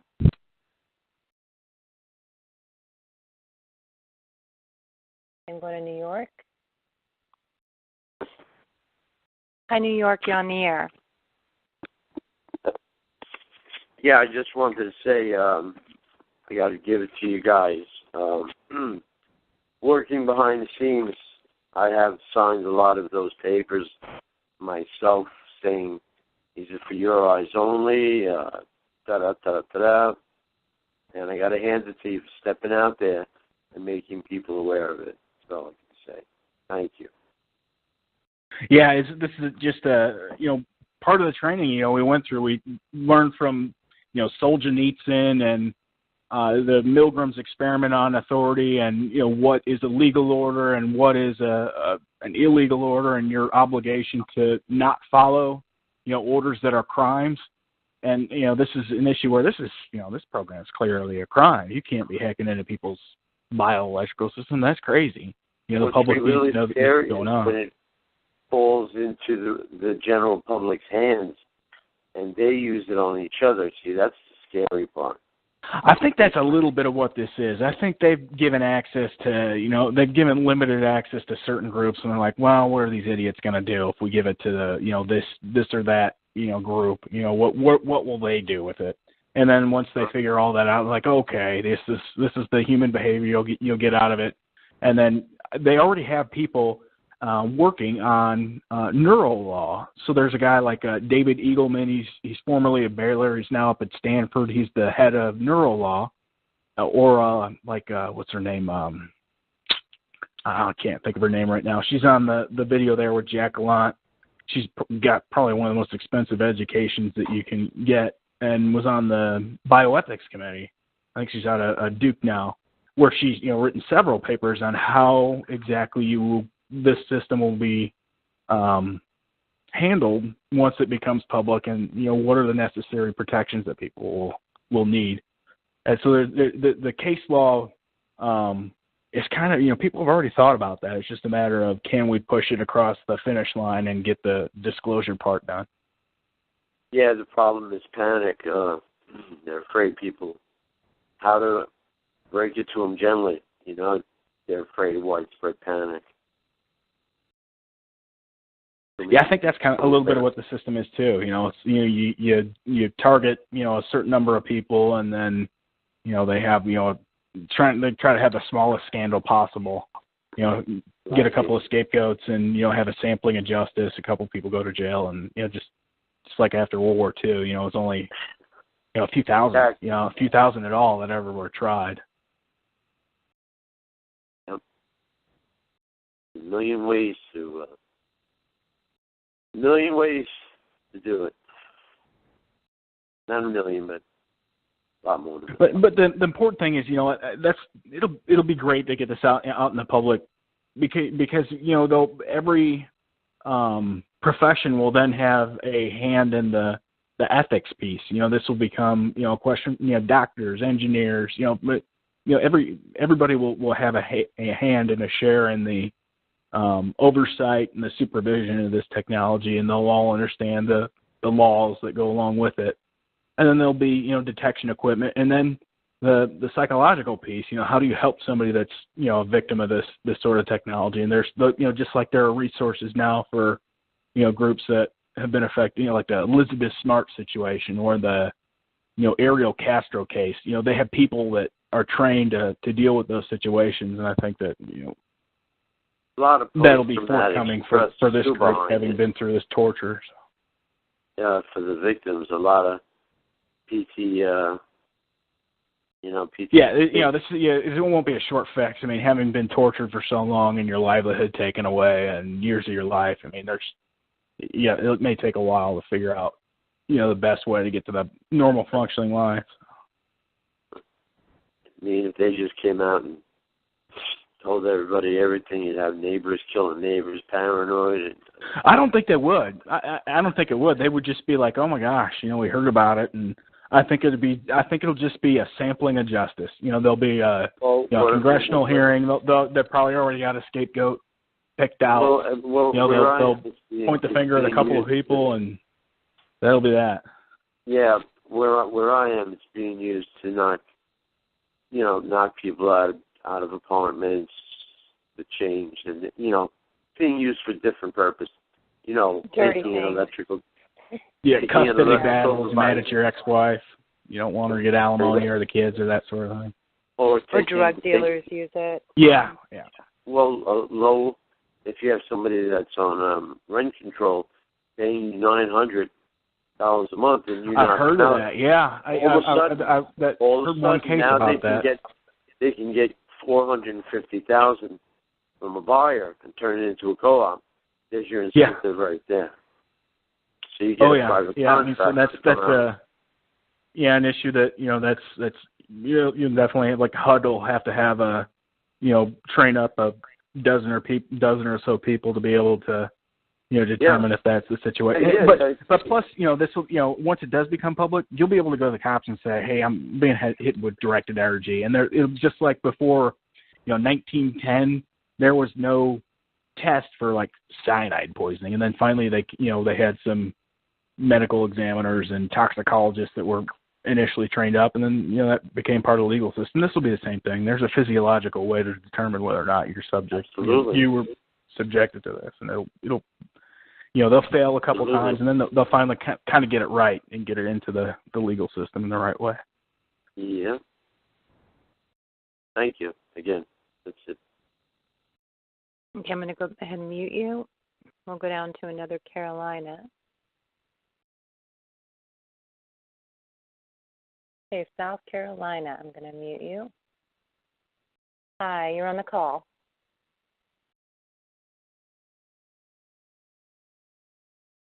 South Carolina, do you maybe have your phone muted?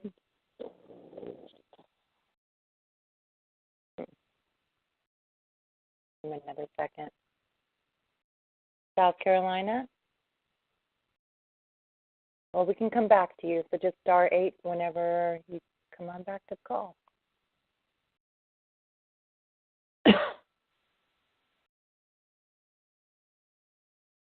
Yeah. Hey, California. You're on the air. Hi, David. It's Christy from California. Hey, Christy.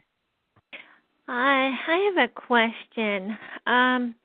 Do you think that any of these perpetrators are aware of this program and the election? Yeah, and in fact, in my case, they are. I mean, where I worked, it was an open thing. I could talk with them, and yeah. Of course, there are people that do know it. It's just a matter of the way this. This is a procedure. This is not. They're not just some people doing this without any training. There's a step-by-step process that this targeting follows, and part of that process is they co-opt them into the crimes. They're kind of like, I don't want to go to jail for 20 years or whatever for being part of a directed energy attack.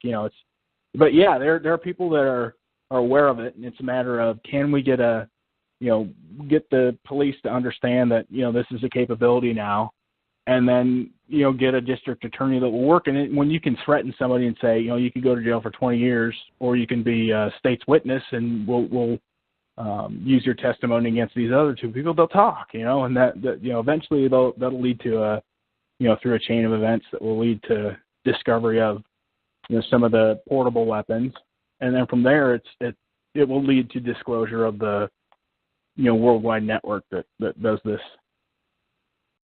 So yeah, they're definitely perpetrators. They're well aware of the program. That is just incredible. And I've had police officers that follow me actually every morning. Do you feel that the police are aware of this technology? Yeah, I've talked to one of them. Yeah, they know. Yeah. That's It gets into some of the it does trickle into some of the equipment lockers and some of the state agencies, at least. I'm sure there's one or two local places that get it that deal with terrorists and stuff like that, but they'll probably they'll vet the person. They either have a clearance coming from the military and use a person that's already on the police force there that has a clearance to use it. But yeah, there's police officers that know about this equipment. Do you think that they have the equipment themselves to be carrying that? Yeah, I think they do. They had the Stingray. There was all these reports from people that, hey, somebody's listening to my phone call. They're doing a man-in-the-middle attack. They're coming up to me and talking about something I said on my cell phone. I think there were a couple of cases where they got caught. And then they finally had to disclose that, we have these boxes. They're called Stingrays. And, yes, you can hack into a cell phone. So this is the same thing. It's can you get the public's knowledge about these technologies to the point where people start asking questions, and eventually we'll get, disclosure that, it's whatever, Bell or Lockheed Martin makes, it's this one unit, and this is the manufacturing plant that they come from, and this is the brand name of it. I see. Okay. Okay, thank you. Thank you so much, Christy. Thank you, Ella.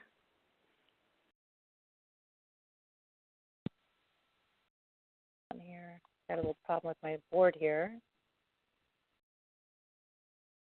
Let's see if I can mute anybody. Hold on just a second.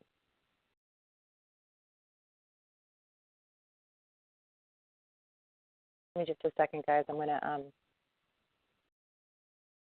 see if I can get the board to work.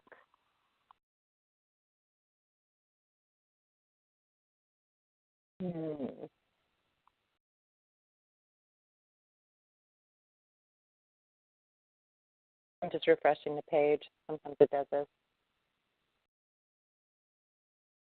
I think I'm going to have to go to a different computer.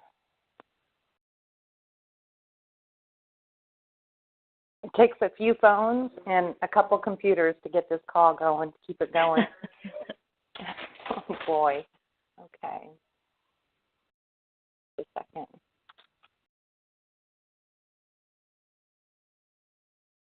So, Dave, have you been doing your practice walks and your hikes? Not yet. I'm still working on the presentation. Got probably 20 more slides to put together, and then I'll have to start getting. I haven't walked a day since I went home in September. But your feet are looking good. Your feet are probably looking real good by now.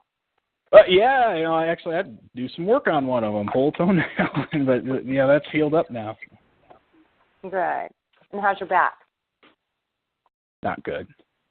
Not good? It'll probably be an issue. Not good. No, it'll probably be an issue. No. Yeah, I like I said, I packed up the house and I moved most of my belongings up to Illinois in a big diesel truck, and then I came back down here, so air mattress or the floor here until I decided to get the last little bit loaded up in the truck and head up north. Okay. We're getting close. Okay, so I'm going to go to Toronto, Ontario. Well, actually, Yeah, Toronto, Ontario. Yes, hi, Ella. Hi, Gary. How are you today? Oh, Tonight, good. Yeah, good. Interesting topics this evening. I was just wondering to the gentleman that had the military background and whatever he was doing with the electronics and such, has he ever heard of, or if he has, of advanced bionics in California? Go ahead. If he was talking about me, I know about bionics in that it's happening in all the neuroscience labs all across the country, and that's the basis of my speech. That's how I do the presentation on this topic, is first explain bionics and then explain, the military application of the same technology. But if it's a company you're talking about, Advanced Bionics, I haven't read anything specific to them. Oh, okay. Because that was the I have an ongoing case, and I have the actual microchip that was created by them, identified, etc. So I was wondering the extent of of their activity in all this. It's interesting when you think of data set regimes that are in place under surveillance. With these stingray elements that that the police use illegally, is that all part of the data set that would go into a biometric similar consistency? My understanding is that the NSA wants everything. They want every signal. They want to vacuum up all the signal intelligence from everything and record it. And so, if they can get the Congress to fund them to do that, they will hire people at defense contractors to build the systems to get that information. I guess to get a catatonic population that will basically revolve around the wishes of the few.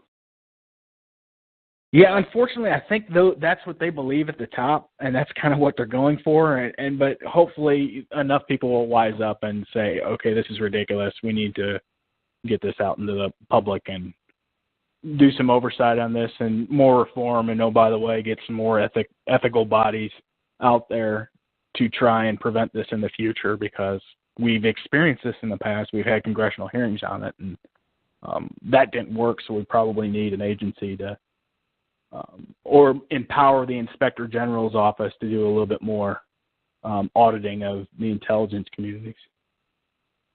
Yeah, I think that's our avenue is somehow to get oversight, and I think for severe cases there should be also some sort of compensatory regime set. Oh yeah, this is one of those things that they're it should be like the tobacco or like asbestos, where they have a great big huge class action lawsuit and somebody gets sued for some insane amount of money. And then, 10 years later, it works out to whatever it works out. But, yeah, there ought to be some ridiculously large lawsuit out of this. Yeah, one other question I have, I don't want to take too much of your time. Do you think earthing, of course, lowering your potential will help from against... I think so. I do. Yeah, when they talk about, getting rid of excess electrons or some of the scavenging of the free radicals, that makes sense to me. I'm not a biomedical engineer. I kind of dealt strictly with RF energy, and then I was really, supervisor manager type of situation, warfighter. Yeah, it makes general sense to me that earthing and scavenging free radicals out of your body would be helpful. And not only that, it has a good positive psychological effect that you're taking action to take control of your situation. So on both those points, I think it's a good idea. But within a budget, it's you got to take care of your finances. You can't be, a lot of people overspend on trying to get this stopped. Great. Yeah, I tend to have the belief that I don't want to spend anything over $50. And like you said, I have a budget, and because I have a large family, regardless, we're doing okay. But I definitely have like a little budget, and then I have a budget for donations and things like that while I still can. You never know in the future.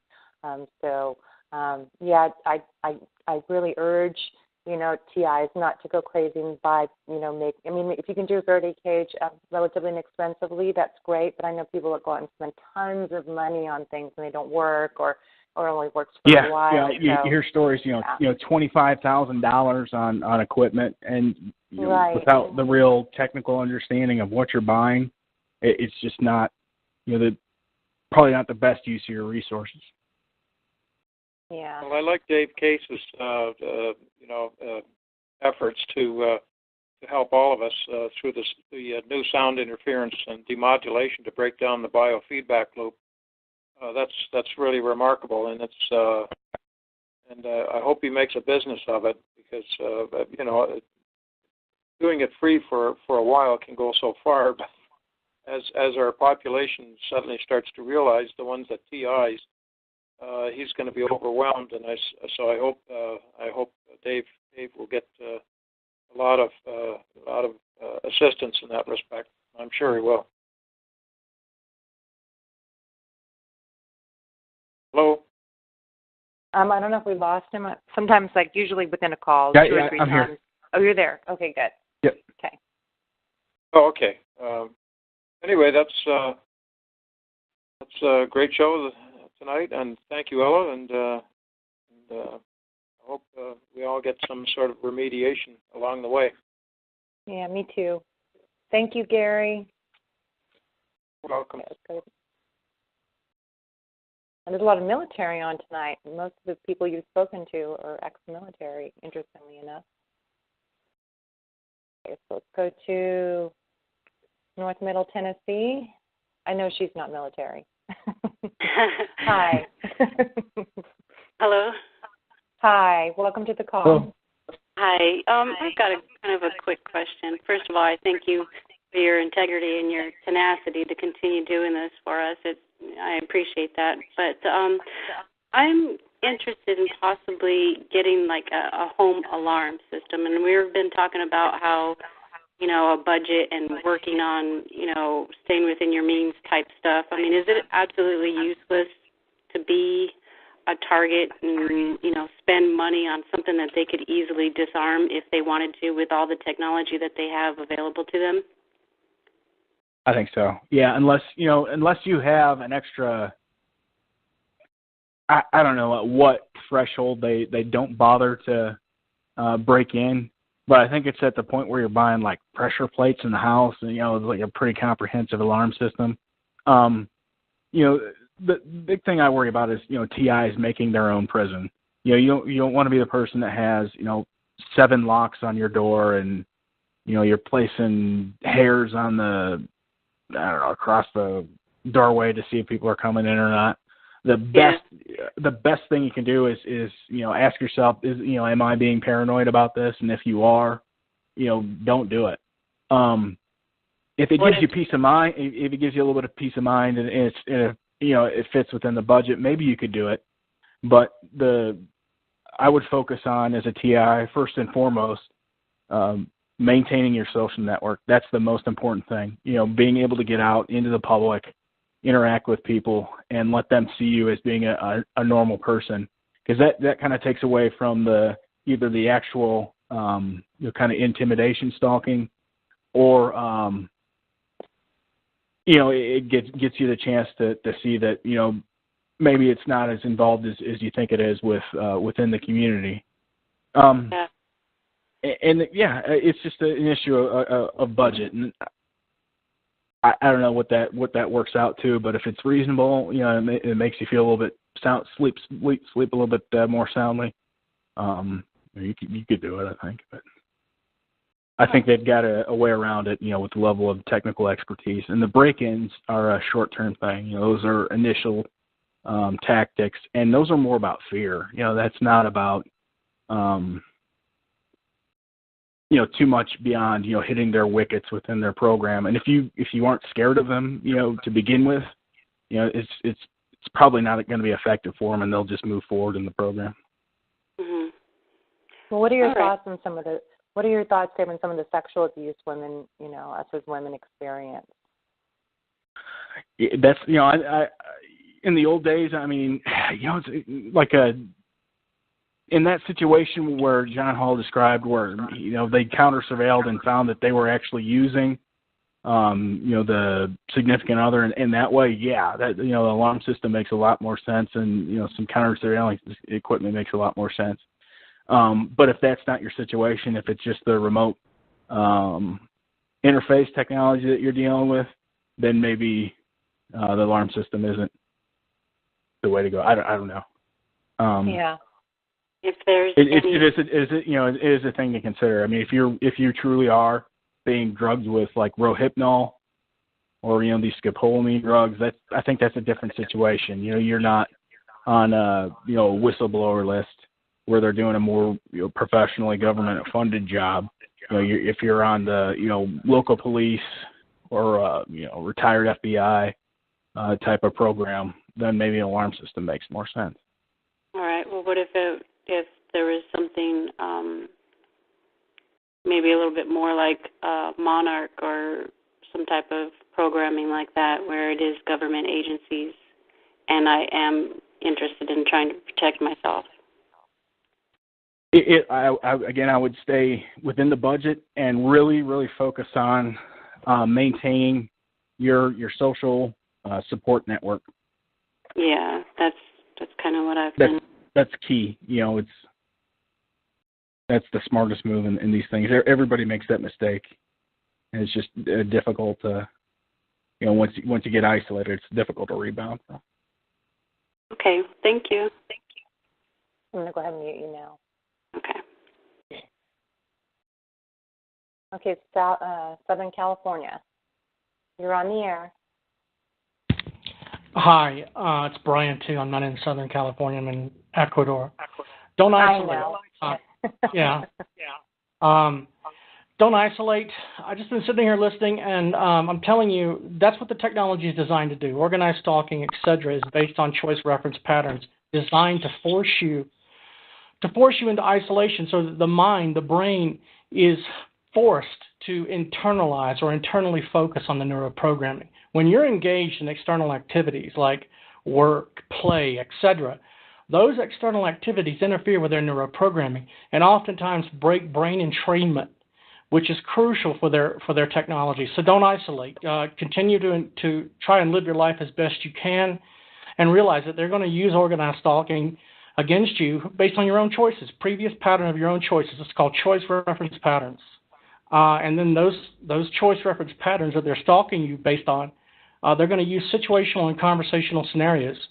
Everything's specific. When you react, it's not enough that you react to any chaotic or random event. You must react to their specific stimuli, to their specific situational and conversational scenarios, or the verification process breaks apart.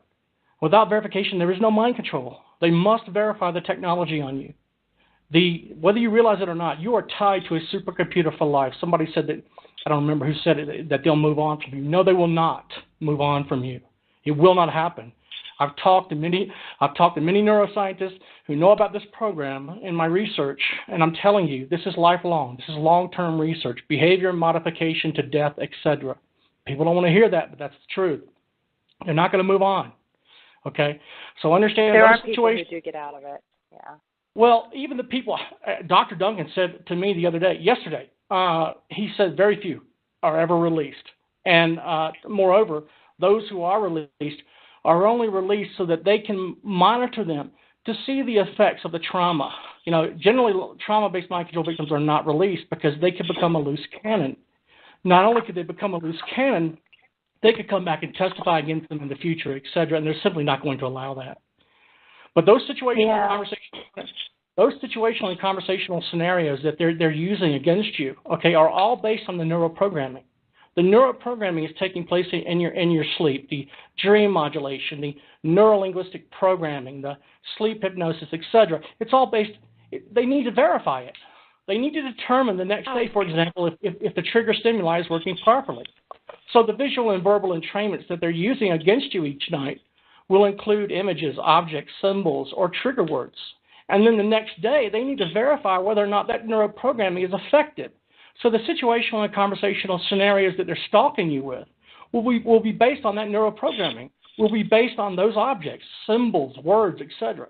So they'll come up next to you with an image on a T-shirt that they were using on you the night before to see if you respond, to see if they can provoke an emotional response from you, which can be remotely measured and integrated back into R&M data. So that's what's happening. The stalking is not just to harass you. It's designed to constantly provoke you into an endless series of counter moves. Because Brian, but they can do that instantaneously. They don't have to do that in your sleep. They can have you do that while you're walking down the street. They can trigger you and then watch your response right there. Yes, hey guys, I would appreciate if you don't unmute yourself. Don't unmute yourself, please. If you want to talk, just raise your hand, please, just so we can keep the conversation in a nice flow. And so I really appreciate. You can go ahead and finish your conversation now. Yeah, thank you. So she's wrong, but in a way they can't target you with the technology, but they can't trigger you. Okay, unless they can first verify the technology. It would be the equivalent of. What did you just say? Can I finish speaking, please? It would be the equivalent. Explain what you said. I'm trying to. You just won't let me finish speaking. It would be the equivalent of the government using a particle beam cannon to target a moon in a galaxy 10 light years from Earth. They could fire that particle beam cannon at that moon all day and all night, and they would never know if they hit their target because they can't see it. You see, in order for them to verify their technology, they must see you respond, to physically and verbally witness you respond to the technology. That's called verification.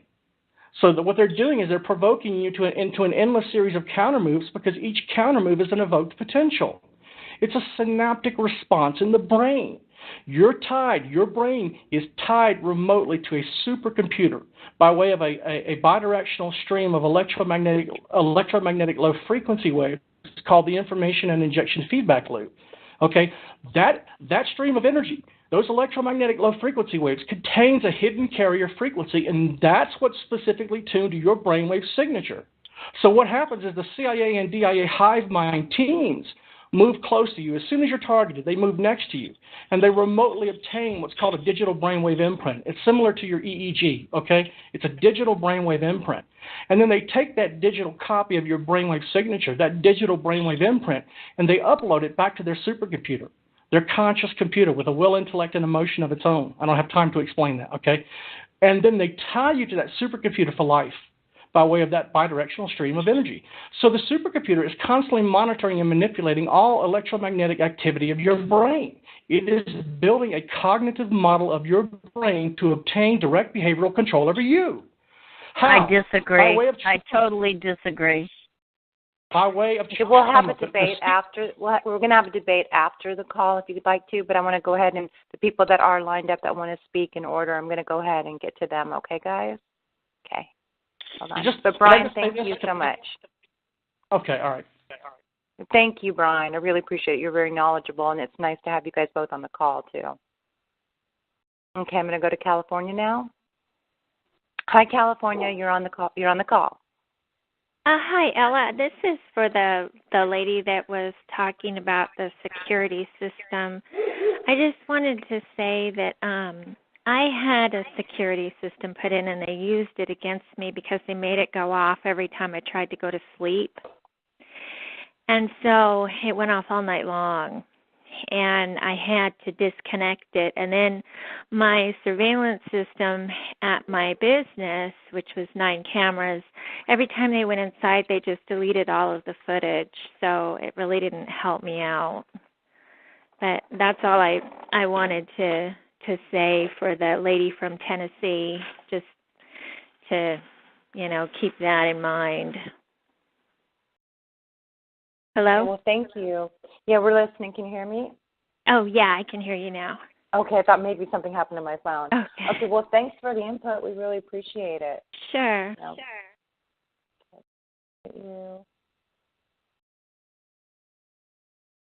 Okay, here we go. We're going to go to Florida. Hi, Southwest Florida. You're on the air. Yeah, hi. This is Ken again. Oh, hi, Ken. Yeah, I wanted to comment on the safety issue that the previous caller reiterated as well in reference to the first one who asked about the security system. That no security system on this planet is going to keep them out of your home. So if you're trying to use that security system for personal peace of mind within your home, it's not going to help you. It's going to give you a false sense of security because they can defeat any of those systems. The manufacturer, government walks in with a paper surveillance. These manufacturers are more than happy to hand over or whatever code is necessary for that system, and every system has a defeat code. So, and they can control small devices, including video cameras, as the previous caller said, and they can delete that in real time. You know, I've had actual phone with my personal cell phone not connected to the internet or not connected to the system on airplane mode, and have files deleted in real time instantly after recording them. That is how far this technology can go, including turning off cam spy glasses, blocking, and eliminating. Uh-oh. Can you guys hear? Can you hear me, Dave? I think he cut out there. I think he did too. Okay. Well, but yeah, I kind of heard. You know, I don't know if he can still hear us, but yeah, I totally get what he's saying. You know, if they need to get into a car, they can get keys to get into any car. They can get a garage door code for any garage door, and it's not. Yep, if they have a search warrant, they can make entry without you knowing. You know, and if they're working for this agency under this special access program, if they want to get in, they can certainly get past any ADT or whatever. Alarm system. Yeah. But in the case, if you weren't, in a situation where, like John Hall was on the call the other night, where he had, his girlfriend, they were physically making entry and drugging her with Rohypnol, and you could actually counter surveil and get that. That's a different situation. Those guys are not, they're not strictly working for the government. They're, doing a job after their military service, not necessarily for a government program. If you're in that situation, you're not on the remote neuro-monitoring program. Maybe the alarm system makes sense. But otherwise, they're going to be able to get in if they want to. Yeah. Okay, well, let me go to Florida. A lot of Floridians today. Hi. Hello. You're on the call. Hi. Hi. Can you hear me? Yes, you're cutting out a little bit, but we hear you. Yeah, sorry. I have the phone on speaker because I was listening. The main thing I was wanting, is the touch technology in relation to the radio frequency. I don't know, or the electromagnetic. I'm trying to figure out what would they need. What are they using that only can be done on a short range instead of long distance, like from miles away, that they would need to do, because I think it's a worldwide system. Well, the way I ended up losing my job was I was typing a patient up and I was being groped. It sounds weird saying this out loud.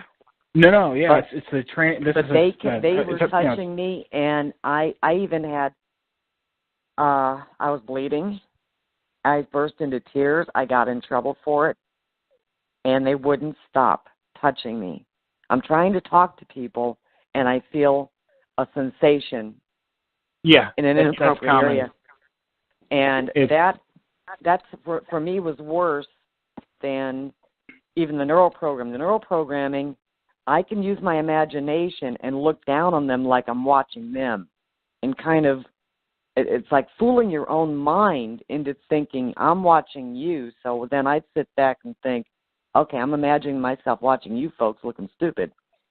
But when they start touching me, yeah, they can do full-on torture. They can, with this technology, you can, just as sure as it feels like, you're being cut or burned or punched, or, they can create any, touch sensation with this technology, and it's because pretty effective at getting people separated from their job. If you're talking about it, and especially when you have people at work that will mention, exactly how you're being inappropriately touched. Well, I had to come up with something. I had to lie. Now, as far as breaking in my house, they did, I'm not going to go into that boring stuff, but They did physically break in my house. My neighbor had her light off for over a year, and she never had her light off. They took the screws out of the frame to get to unlock the outside door. But anyway, the touching is what got me so bad. And even at my desk a few weeks ago, I obviously didn't close the door to the garage, from the kitchen to the garage completely, and I heard it shut. If they can move things with sound or whatever they're doing, I can't even begin to imagine what they can do, even with the touch technology. Not only touch people, they can move objects. Yeah, I don't know anything about that. I've never experienced that or heard anyone talk about that. All I know is... Yeah, well, I mean, it's in relation to the touch technology or whatever it's referred to, that if they can do that, that's pretty scary. Because the touching was what ended up making me break down, and I lied to my supervisors. I told them my house was broke into, or I was working outside. I came inside, and I was attacked. And I had to go see a psych counselor or a counselor to talk through it with me, and I didn't end up saying anything to her because she kept looking at the clock. I know she was set up. And she kept saying, you have to be so transparent. You have to be transparent. Whatever the BS was, I can tell by the way the counselors talked to me, by the way my bosses talked to me, that everybody was informed. Some people say it's not mind control. These people in my situation, it was an open thing. I mean, people would just talk about it. That's just the way my program was set up. So, yeah, they've got credentials. You have somebody that comes in with paperwork and it's signed by a government official. They tend to go along with it. Exactly, and that's the sad part of it because, with everything else, I mean, we see you guys in uniform. I respect the military, and I respect the police. But it's getting to the point now where where agencies or how do you put it? This is a rogue group. If you've got 3 million people hired into the government, and you've got $1 trillion budget, there's just a certain amount of natural corruption that happens through all those processes. And it's just a matter that these folks have figured out a way to hide their, criminal activity. And this is not the government. This is a group of criminals within the government. It's just a matter of how do you get them out into light of day where they can be prosecuted. Well, let me ask one more question. What technology would they need to use that would have to be closer, where the subject had to be watched closer, or the technology has to be used at a closer range? Which technology or what technology can they use? Typically, an integrated system like this will have like a primary, secondary, and tertiary, all of which would be done remotely. Then you have like a battery backup system or a fail-safe close-in system that could be used. So the answer is it's probably mostly done like remotely, towers or satellites or over-horizon radar, and then maybe if they had to have something locally for some weird conflict that was happening or a maintenance shutdown, something like that. Well, what about? As far as radio frequency, can that be done from 3 miles away, or could they be right down the street? It's just like GPS. There's nowhere. This is a system that's just worldwide and probably goes under the ocean. I don't know. It's just there's nowhere you can go that you're not tied in. Yeah. Okay. Because even the EMF, they're hitting me harder now. They know I've got arthritis. Not real bad, but it's hurting worse than normal. My eyes are hurting so bad, and they're swollen. They're trying they're using the radio frequency, I learned, which causes thermal heating inside the orbital sockets, which just causes swelling above my eyelids, so that when they stop, the skin is so stretched out, it's wrinkled over my eye.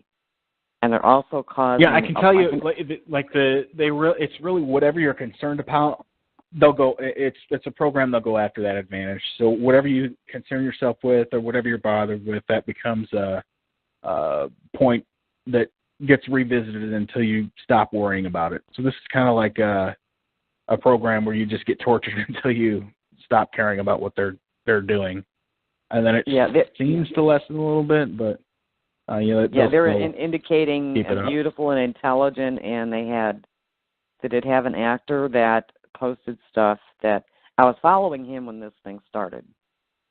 Yeah, that's exactly how I got in this program. I used an online comments, and I came up with a short list of people I thought might have access to it, and it turned out that they do. That group does have political connections that they can.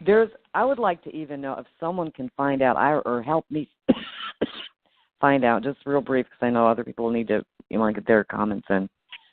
There's an Ed Sheeran Twitter account that's a fake account. Now, I'm following him, but he stopped following me the day this started, February 28th, 2014. He is a fake account. He helped reel me in to this whole mess. And I'd like to find out. Yeah, I think, it's like after the John Hinckley thing that the celebrities came up with some kind of system where you can just refer it to you pick up a phone and call and say, and then eventually, you get handed off to this type of program. But he's imitating the singer, the British singer. And he's even using his icon, which when I read about Twitter account policies, he would have to get permission to use it. But the Twitter address, when you tweet him, it goes to a misspelled name, Ed Sheeran, instead of Ed Sheeran. And I'm watching him. It's the only reason I'm keeping my Twitter account open. And the other person I think is involved, that was helping to reel me in, had locked his account and now using a hashtag, and that was Ian Somerhalder. But the Ed Sheeran account, I would love to know, find out who the heck the guy is. He hasn't posted since June 5th. And I mentioned this before. I'm not going to go into it. The best thing you can do is just totally, if you can, disengage from that process. I don't know. That's a tough one because it's, online stuff, unless you've got a specific way to kind of, and then you've got, how do you interface with the police? I mean, what's the outcome you want from it? I know. I'm just saying that these two people that were on my Twitter account were the ones that directly got me in this. That's why I want to find out who the hell they are. They're still online. They're still active. That's why I'm keeping. If I shut it down, I can't find out anything. Twitter does that. I don't know that. Yeah, I don't know that Twitter will release personal information from an account. No, I know. I'm just saying that they would have to be a legitimate. Meaning someone with maybe possible credentials of some kind, who gets online. You can have many Twitter accounts, and it's okay with Twitter. But I'm just saying, to other people, he's reeled a lot of people in. But he was a direct cause, along with Somerhalder and possibly other people, that reeled me into this whole thing. Hey, Beth, I'm just going to say we have to go a little quickly because all of a sudden we have a lot of questions. I'm done. Okay, thank you so much. That. Thank you. Can I say something? Go ahead, Memoir. Sure, okay. Just keep it quick. She was talking about how they can move objects. Well, if you take two magnets and you take the same poles and push them together, you will get a force that will push it apart. And I think that this is what they've utilized, what they're using as far as being able to reach out, move things, grab people, because they can grab people, blah, blah, blah. And I think that this is the force that they're manipulating. Now, as far as the security is concerned, I have 4 cameras. I love them. I watch my perps all the time. Yes, they can break them. Yes, they can come in here. I take one of my cameras and I bring it inside and aim it at my door. And I also have a backup Seascape, I think it's called, for my security system. I have also loudly stated many times, if I see anybody mess with my cameras or my security thing, I will sue them. I will take them to court, and they know that I will. I already have done that. So those are only the things I got to say. That's it. Thank you. Appreciate it. Thanks for that input for her, too. Okay, so now let's come on down to Well, I have a question from a friend. She texted me, Dave. I hope I can convey it properly. She said, if you were able to speak to the perps, if somebody was able to speak to the perps, why can't he take them to court? Does that make sense? Why can't I take them to court? Because they just lie. They would just lie. They just lie and say they have no idea what you're talking about. Okay. So I worked at a power plant in South Carolina, and this is a standard practice. They've been doing this since the 50s, where they just say, we're not going to help you if you talk about this or complain about it. We'll just send you for what they call plant access thing. So you go down, you take a drug test, and then you get to go speak to a shrink type of thing.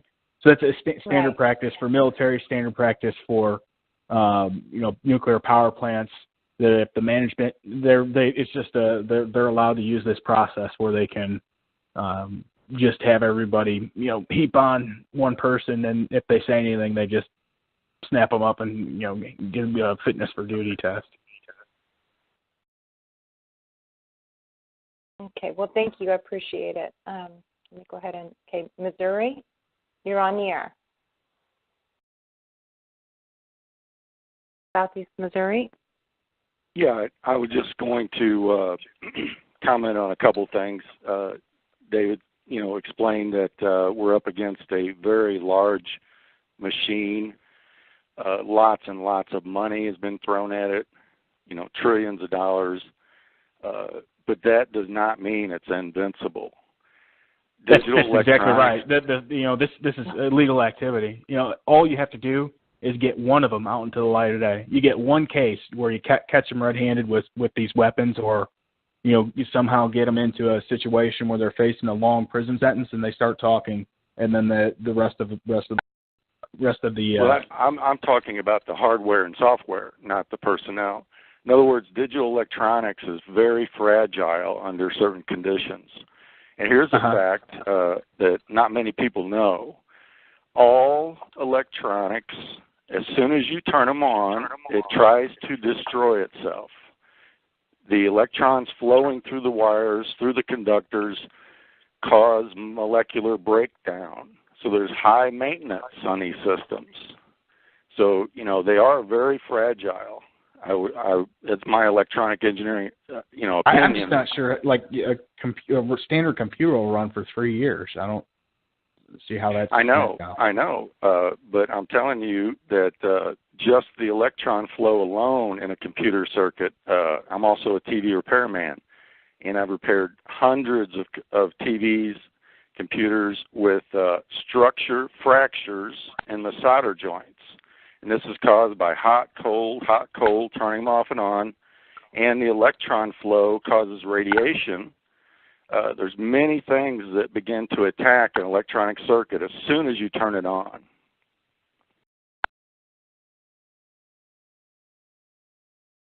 Are you there, Dave? Did we lose him? Check. Can you guys hear me? Hello? Is he gone? I don't know. Let's see. Sometimes his phone, he'll be talking and we can't hear him. So he'll hang up here in a minute if that's the case. But my point is, we do have hope. I believe these systems, are not going to last forever. And, just my countermeasure I built for 99 cents. So, we should all keep hope and have positive thoughts about this, that we will have people make breakthroughs that can cheaply defend us. Yeah, there are things that are happening, so that's good, and, there are some brilliant people in the world. We need them on our side to help us out. We do need some technology. Exactly. And what you've done is so great. What you've done is so great. And I know one of the activists who I just adore, she found a rocket scientist, and I hope this guy can help us out. That's all I hope. So, we just have to keep, so if we can compile, we just got to find the brightest and the smartest and the best. Number one, because they're credible. Number two, they might have some ideas that might work for us. And we need a broad range of people with different, skills, because this is a very broad program, So, yeah, and what you've done has been so helpful. Of course, what you do, I don't know if it affects the direct energy weapons or not, but it definitely affects, I don't know, because it might disrupt some of the frequencies, I'm not sure how it works, but it really is. May I say that I just think Dave is so right. There is great hope just from Dave. Dave gives me great hope. Dave Case just gives me huge hope that there is something that's really relatively simply done, created. Not that I'm saying that it's a simple thing, Dave, or that, it's not important. I think it's very important. But it's relatively simple, and what a brilliant thing. Most brilliant things are pretty simple usually. They're straightforward. And I think what Dave's done, I'm hoping there will be more Daves. I'm not sure we need them, but I'm hoping there will be more. Yes. Dave, David Voigt, are you back on the call? Yeah, you were cutting in and out there, and I don't think you were hearing me, so I called back in. Yeah, good. I'm glad. Yeah, we couldn't hear you. So, okay, so now I'm going to go to Texas. Texas is on the call. Did you get your question answered, Dave? Dave Case? Yeah. Okay, good. Okay, thank you. Yeah, that CD has been really, I have to go get a new CD player, but the time I did try it, I felt like $1 million the next day. And then that night I tried to listen, and I'm sitting there thinking to myself, I wonder if they can hear the music. And as soon as I thought that, I call it music, my CD went on the fritz. So. Yeah. Texas, you're on the call. Hi, Dave and Ella. How's it going? It's Spencer in Texas. Spencer. Hey, Spencer. How are you? Hi. Hey, Dave. It's great to hear from you. I must say your pitch gets clearer and more efficient every time I hear it. I can tell you've been thinking about things and you're a week or two off. So I look forward to seeing you back on the trail. It's great news. I just had a few comments as well. Regarding security, that's one thing. I use a little game camera. So far, so good. It's a battery-operated camera with no wireless capabilities built into like those it. Bushnell cameras. Yeah. Like motion activated. I put tamper tape on it so I'd know if anyone got to the SD card or the batteries. And they're small, they're portable. I travel with them. I keep them in my car, my hotel rooms, my room. It takes a little SD card. There's no wireless chips built into them. They're motion activated. I'm reasonably confident in it. So that's just a tip I wanted to throw out for some of the other people. And I just wanted to throw out just some informed speculation. In my view, anyone on this planet can be targeted. I kind of view it as, a more of a centralized operation. Like, for example, Ella and I will be talking through, like, Facebook or something about our activism, and the perps will tell me what she's about to say or vice versa. So, they could potentially be in the same control center in, maybe outside of Burbank, Los Angeles, near Lockheed Skunk Works, or in some of the endless millions of square footage that's going up outside of Washington, D.C. since 9/11. They could be easily centralized, and maybe they have localized operations running through defense contractors, and, there's Lockheed bases in every big city or Raytheon bases. That's my speculation on the matter, and I think they can target anyone at this point. You read a book by William Arkin, who's a renowned deep state researcher and military technology researcher, and he discusses all this technology that could potentially play a role in this, like TSAR radar and Starlight, and most interestingly, hyperspectral imaging. Like, they can take a broad, real-time image of an entire city, from a drone-mounted hyperspectral imager or a satellite-mounted imager, and, they can tell you the material your carpet's made of. They can identify you based on the blood veins directly in your body. There's a lot of possibilities for this technology, and I think it, based on anecdotal evidence, I think, there's stuff built into our cable boxes. There's stuff built into our appliances. The electric grid might play a role, because I know magnetism seems to be a big part of this, maybe from the functional MRI part.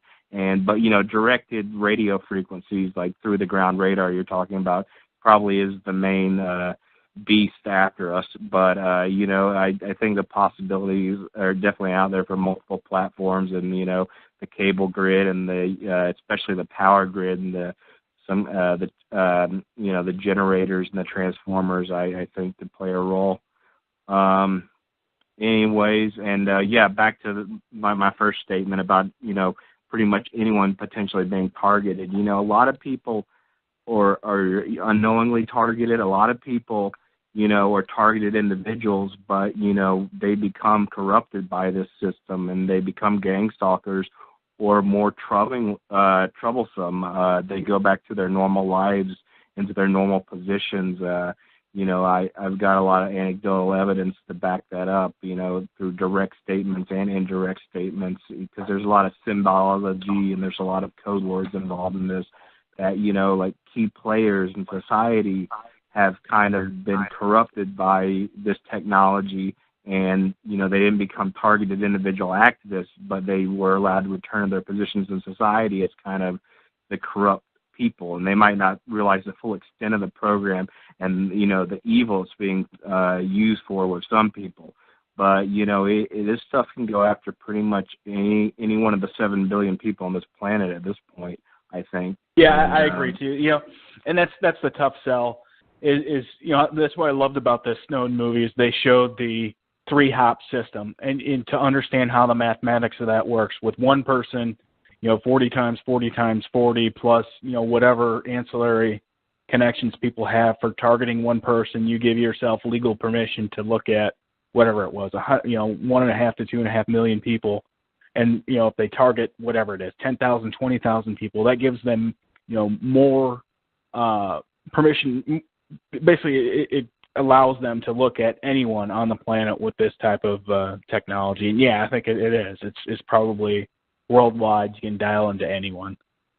And but the problem is, like, how do you tell people that? You got to hand it to them in bits and pieces. Exactly. You either gotta give them, and you're good at that, and I can tell you've been doing a lot of press lately. I kind of wish you'd add like subjugation program into your title, like non-consensual human experimentation and subjugation. But it's a matter of being you're doing outreach, so you have to be inviting. You don't want to be off-putting. So it's kind of like it's like salesmanship. Like, how do you sell? How do you sell this? How do you get yourself into a conversation with somebody and not scare them away in the first few minutes? Yeah, I agree. I mean, I got no complaints. This has been a great call, Ella. In the first, hour is a real good intro for anyone new to the subject. I'm probably going to send the link to this podcast to a lot of my friends. So, great work. I had a question for you, Spencer. Someone in the chat room wants to know about your camera, the brand. I think it's Tech Beam, or Tech Beam, TEC.BEAN.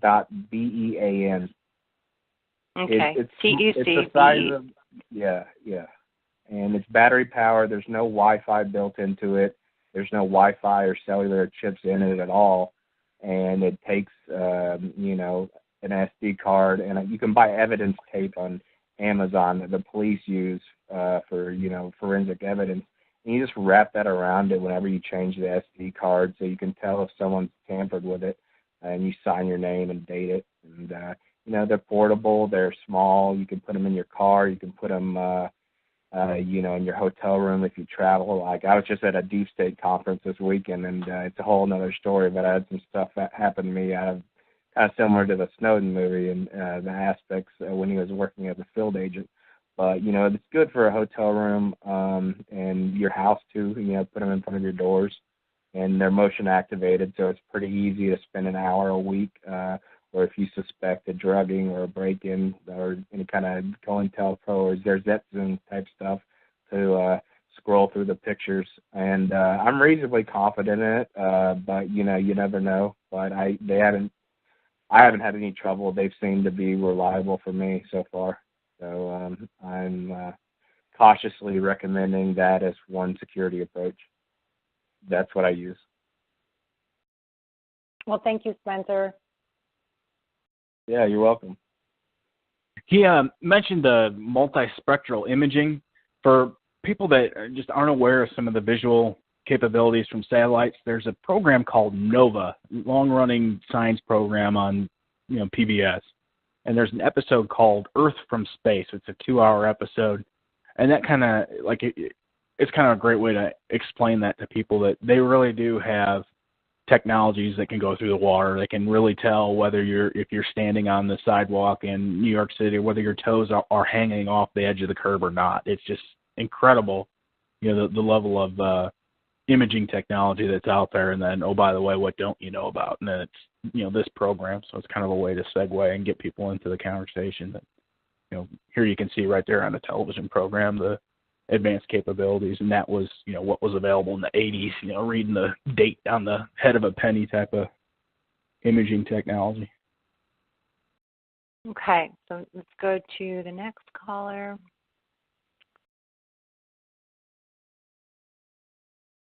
Let's see, Southwest Florida. That's who I think was on earlier, and they got disconnected. Hi, Southwest Florida. Hi, it's Ken, right? Yeah. Sorry about that. It's typical that I get disconnected whenever I'm on anything like this. So I'm sort of accustomed to it. I won't go back to what I was talking about security. I think that people probably covered that many times after that. This question is for David once again. I think that what you're doing is fantastic, but you're one person against what I know, what I'm 100% sure of, is a federally funded system. Now, I can't speak for what everybody's going through. I'm speaking in my instance specifically, because I've been targeted on 3 continents. I've been targeted in 4 different countries, and I've been targeted by multiple agencies, including the Veterans Administration. So, how you're brave soul, but I just don't see how one individual can turn the tide on such a highly funded and integrated federal program, because this is a federal program. I think that we need a paradigm shift. Trying to educate people on things that are self-evident to anyone who does the slightest amount of research. It's cognitive dissonance. They simply will not. They refuse to believe, and I've heard that uttered directly to me. I refuse to believe that.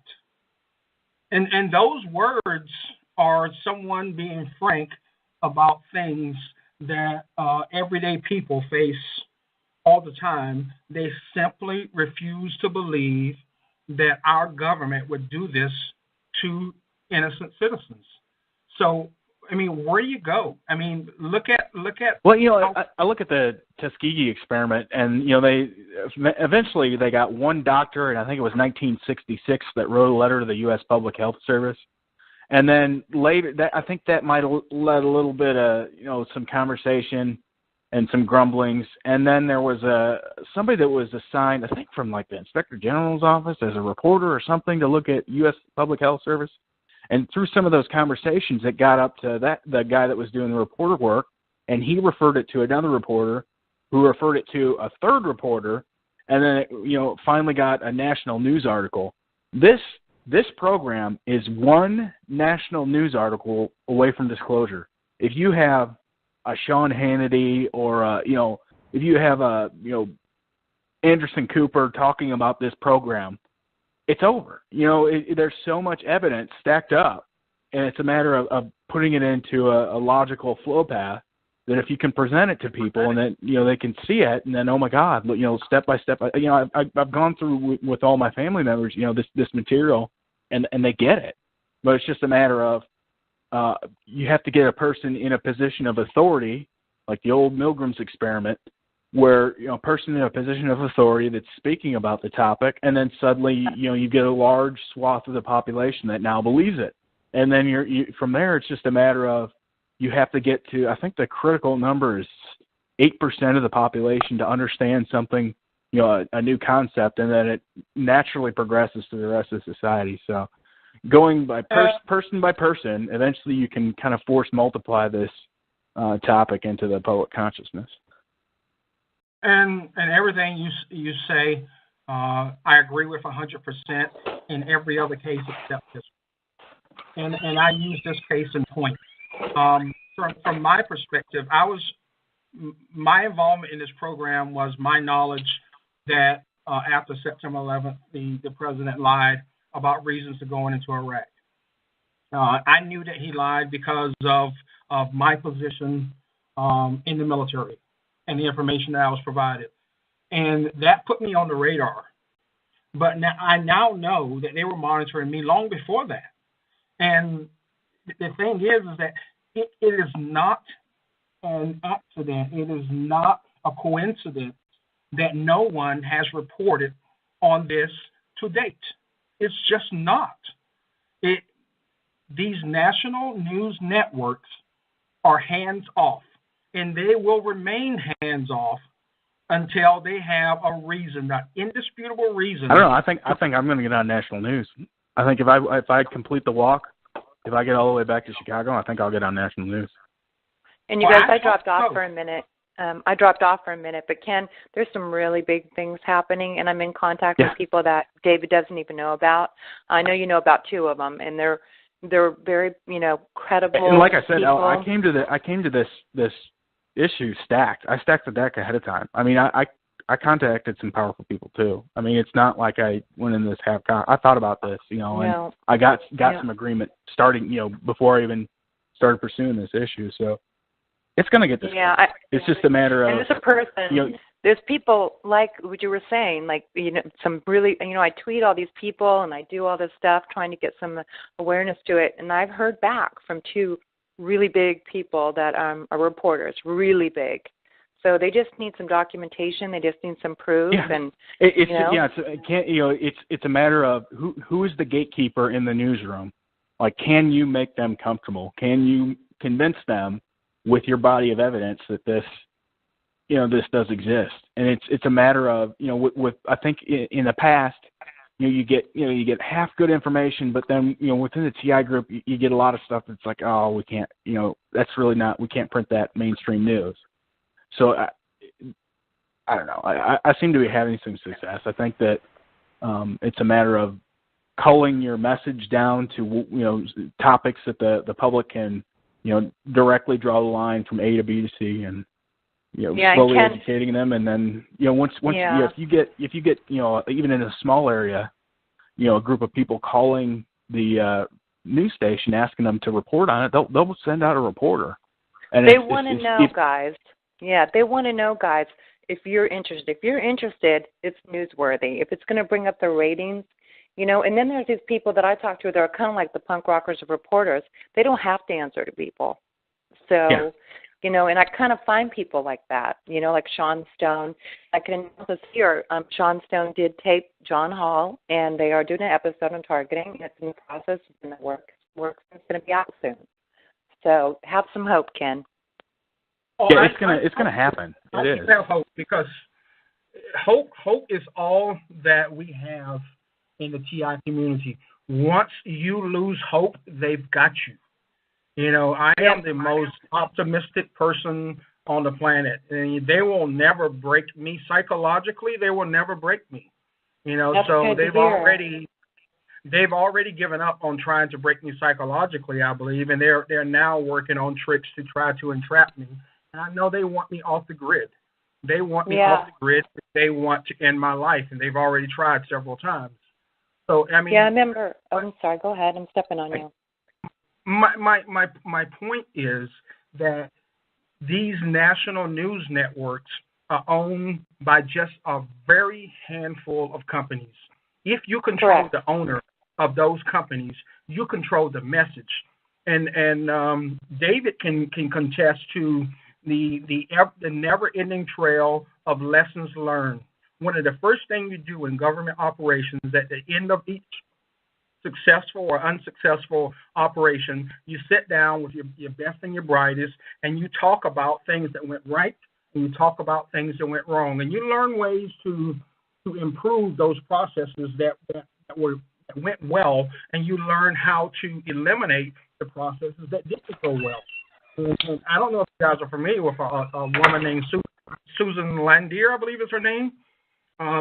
She gave them, and she's the whistleblower who talked about Bush had knowledge of 9/11, and she was trying to work with Iraq to eliminate it. But look her up for yourself. But she was held without trial for a long period of time, and she was able to get out after a judge refused to force her into a psychiatric program because she still had friends who supported her. And I believe that after that incident, the government learned that before you can attack these people, before you can move them into the higher phase of this targeting program, you first have to eliminate any chance of that person having credibility. And hence, after 9/11, that's when you found out that people were being targeted as insane prior to bringing them into the program. Because once they take away your credibility, you can never defend yourself. And they didn't do that to Susan Landier before she was incarcerated. And they did not want to let her out. So when you become a real threat, when you become a credible threat to this program, they're going to seek to take you off this planet. And I don't know how to get that across. I know I sound cynical. But well, you know, it's not a uniform. You know, some people, you know, in this, they're got themselves and started, you know, into administering this program. You know, they thought it was for good purposes, and then after a while, they learned that it was corrupt. And so there are those people inside the program that are willing to indirectly help. You know, they're, you know, like when I joined the military, and you know, I learned about some of this technology. And I thought, oh, you know, maybe they could use it, you know, for it might be legal in a sense of a war, but then once you learn it's used on innocent Americans, I mean, case in point, I mean, there are people that will help out once that they learn that this weaponry has been used for nefarious purposes. You know, it's not just like all of the government is corrupt on this. It's just a small group of people who are making a lot of money or who have previous crimes that they have to cover up, or, you know, blackmail network, that sort of thing. So it's totally doable. It's just a matter of getting on a consistent message and doing the public outreach in a steady, methodical fashion. And I agree with everything you're saying, David. Don't get me wrong. And I believe that what you're doing is critical because the first step is the first step. And you could be the first step. And that's why I made that very apparent when you first started talking. I really appreciate what you're doing because nobody else is willing to put themselves out there like you have in a vulnerable position out in the middle of nowhere in some cases to try to get this message out. And it's critically important. But the message is being tightly controlled, and it's being tightly controlled by control over what the media publishes and what they don't publish. It's tightly controlled with Facebook and Twitter. They can control what you see, who sees what you post, block what you see altogether, infiltrate your web. I mean, my Twitter account was hacked last week, and they added 260 followers of people I've never heard of, and some of them were radical Muslims, and some of them were from China, and all kinds of places. This is how they develop their narrative, and then they'll take me out and say, look at what this guy was into. And I got proof of all of that, but what I'm saying is when you become a credible threat to them, they find ways to eliminate you. And that, but you got to understand, Ken. That's my point. How do we take this burden off of you and you only and attack it more as a group? And there's a lot of people, that are working in this. I'm not the only one that's doing public outreach. There's people all over the world every day that are going out there with signs Europe. And talking to neighbors and handing out flyers and pamphlets. And Ken, I know you're kind of new to the circle, Ken. I know you're new to it and everything, but there's been a lot of progress, and there's a lot of TIs now. People are getting a little sloppy. They're doing this program. There's people, somewhere, I'm all on the other night, as you know, and more and more and more coming out of the woodworks. There's more and more TIs. I should have thought that. And there are people, there's alternative news, there's people that are mainstream that kind of do their own thing and insist upon it, and so we're banking on those people, and people are coming through. Like, I remember when I first came, when I was telling everybody about Sean Stone, Oliver Stone's son, and I said, yeah, he's going to do some episodes on targeted individuals and all this kind of stuff, and people were like, we would be helpful, but we've been burned so many times. So now I just let people, I don't even really say anything, but guess what? The episode's getting made. It's done, and it's in the can, and they're working on it. And then, and other things I'm just waiting. I just reveal it as it's coming because I don't want to crash. I don't want to crush any hopes either. So I kind of wait, to the last minute to tell you guys now because I don't want anybody to think that, I'm going to make sure things happen. And there are ways around it all. I have problems with Twitter and Facebook and all that stuff. I'll call, I'll fax, I'll phone, I'll send a letter by mail, paper mail. There are other ways to reach people, and I try them all. And if I don't get them one way, I'll go another way. It's just tenacity, persistence, and, people skills.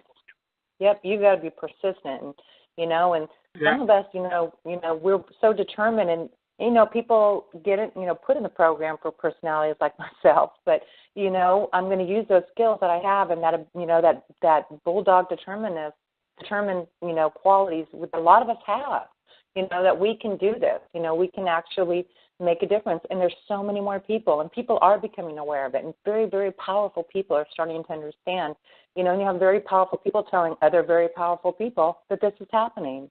So, oh, by the way, this is a multi-billion-dollar business. This is you think Oculus Rift and Samsung VR Googles are, they're spending $1 billion for that. They're going to make so much money off this program, hand over fist. They're definitely going to be people that want this as a product for purchase, and that's a huge driving force for disclosure. And that's the only thing that concerns me is that, when you have black budgets that exceed, $50 billion a year and the trillions of dollars that are lost, why do you think those trillions of dollars were lost? They're not lost. The federal government does not lose money. No, they don't. Let me repeat that. Right. The federal government does not lose money. They know where every cent goes because there's more than one people who approves every appropriation. You cannot lose money in the federal government. Now, can they lose where the money went to after they spent it? Yep. And that is what they did. They know exactly where that money went. The fact of the matter is they're hiding where that money went. So a misnomer to say the federal government lost $6.5 trillion. They didn't lose it. They know exactly what they spent it on. They just are not going to tell the public. And I guarantee you that Google is not giving up. I have had my web searches change in front of my face, eliminating something I had just seen just a couple of minutes ago. Do you think that Google allows... We're losing you a little bit. Just so you know, Kim, we're kind of losing you. You're in and out. Yeah, and I expect that to happen. All I'm saying is that Google does not provide access to their systems for free. And no federal agency is going to tell the American people that we pay Google, $700 million a year to give us access to control their web searches. But they know the American people wouldn't stand. And that's my point, is that the federal system is so completely entrenched and controlled on a federal level. They can control, even when a national news network reports on it, they can stop that reporting so it only happens once and they'll never talk about it again.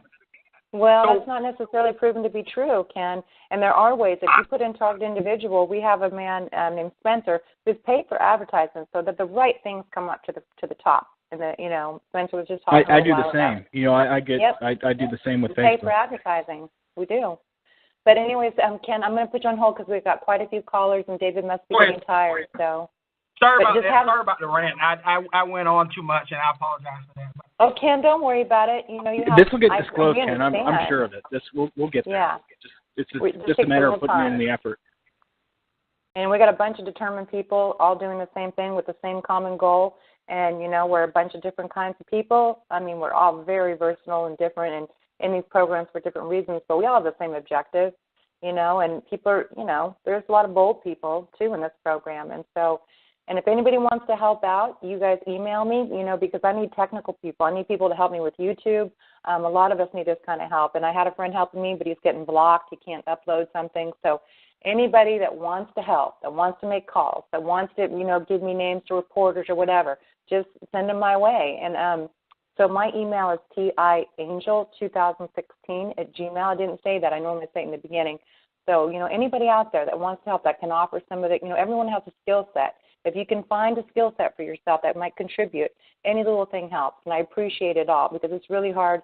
It's like me and Spencer, and there's some other women, too, that are really wonderful, that are pillars in this community. They're really helpful. And, there are quite a few helpful people in different areas, but we definitely need some technical help. So anybody that's got that technical prowess, that ability to make phone calls, and there's a woman named Sophia who's going to help out with calls. She's fantastic on the phone. And, we just need to build our team. The more people we have in the mix, the better.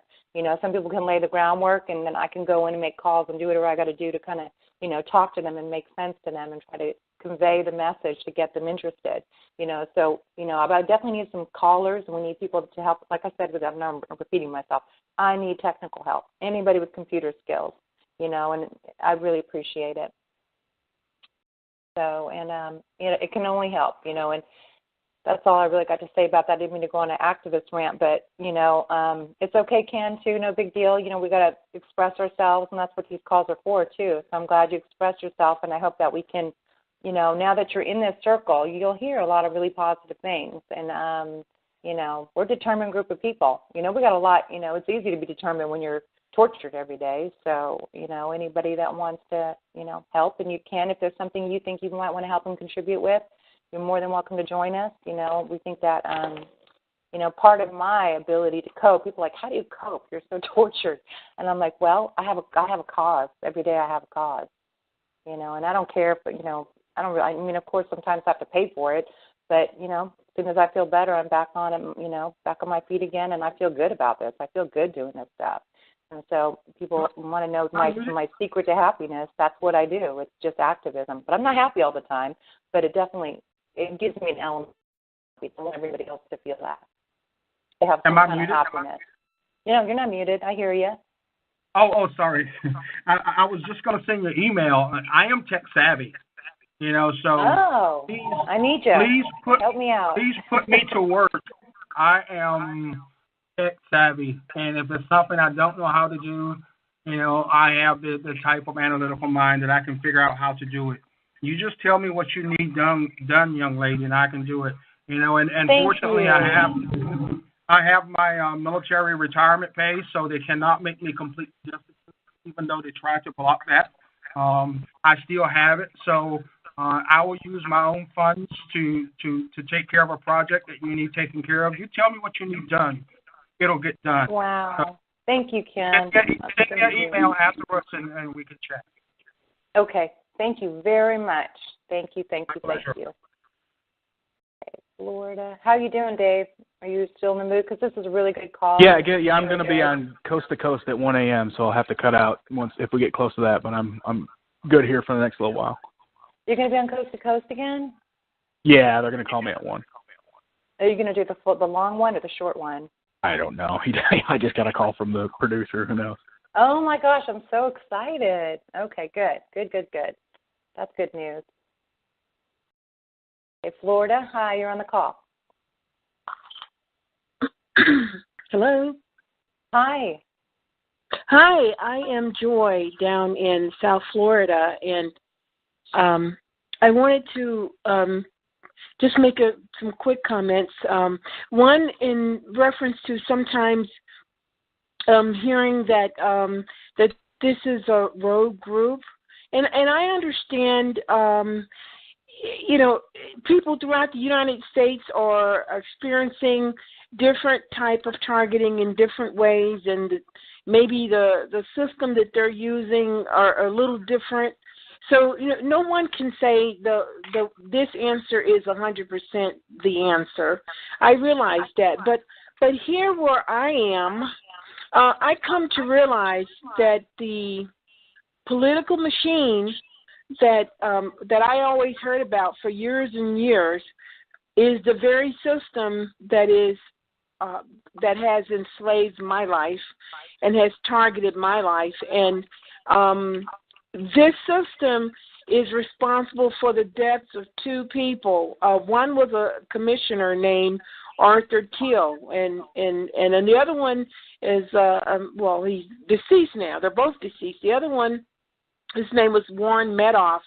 Both of these individuals pissed someone off, and when we read a story in the newspaper, it appeared that these people killed themselves. One at the Miami Herald newspaper. But because of what I have gone through and survived, there is no doubt in my mind that these two men were surreptitiously drugged, poisoned, whatever, and that is why they killed themselves. But I'm convinced of it. I have been able to connect the dots on not just their death, but on a lot of people, things that have happened here in this city, and it seems strange. And the last ones there were 3 judges, actually. They stole these judges. They set them up, and it appears that these judges were allegedly, driving under the influence. So when it happened to the first judge, I thought of them. And when it happened to the second judge, I thought of them. When it happened to the third judge said she talked about someone cutting her off on the interstate. Well, the moment she said that, I knew she was telling the truth because it happens to me all the time. That's a part of my targeting. And so then I was convinced 100%. They do some really dirty, nasty stuff, and everything here is politically, socially, just to control everything that takes place in this county. This is not a coincidence. This is by design. I particularly believe that I'm in Barack Obama's behavior modification program. I mean, he signed this executive order September 15th of last year, I think it was. And these are silent weapons, quiet wars. I mean, the government planned this years and years ago, and they passed a law years ago as well that was designed to have public officials deny, deceive, disrupt, degrade, and destroy people like you and me. So it isn't that they don't know that it's happening, or nobody is, want to talk about. This is the way it's designed to take place. What I'm not 100% sure of is there's some contest between the United States, and the United States is trying to catch up to Russia. I mean, I don't know. I just know that there's a bigger issue, including NSA and all the crap that they're doing. But yeah, I agree with you. This targeting procedure. This is an on the books procedure. This is it is literally, it's on the books in the Navy, it's on the books in the Air Force. This is how you discredit someone, and this is how you do psychological warfare attacks. And the problem is there's an interchange between politicians and military, and some people are unscrupulous. Some people want to advance their career, or maybe they've got some dirt that they don't want made public on them, and through corrupt processes, these tactics and weapons get into the hands of people that will use them for nefarious ends. So yeah, it's definitely in the hands of corrupt politicians and networks. I think Homeland Security. I think this is what Homeland Security wants. I believe that the whole way that we live is, or we think we live, the other people live, basically.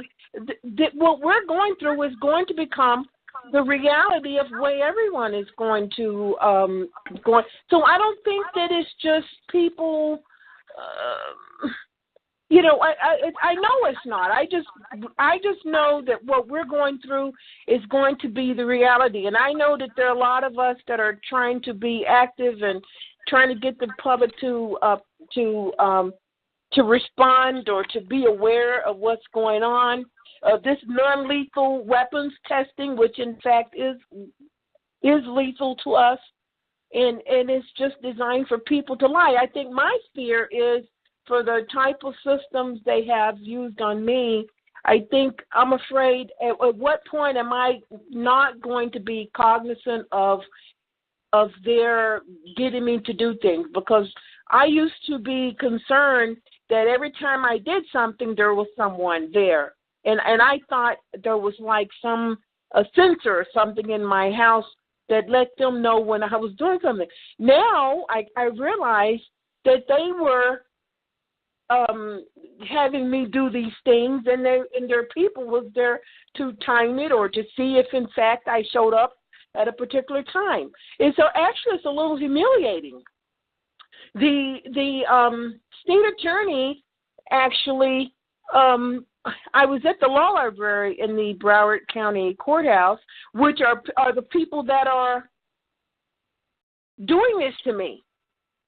And they know that I know. So anyway, the short of it is that I was coming up the stairs, and the state attorney office, whom I think he's the damn godfather, I mean, whatever you want to call him, this man has been in office 40 years. He has literally killed or had all these people that I'm telling you that have killed themselves or something happened to them.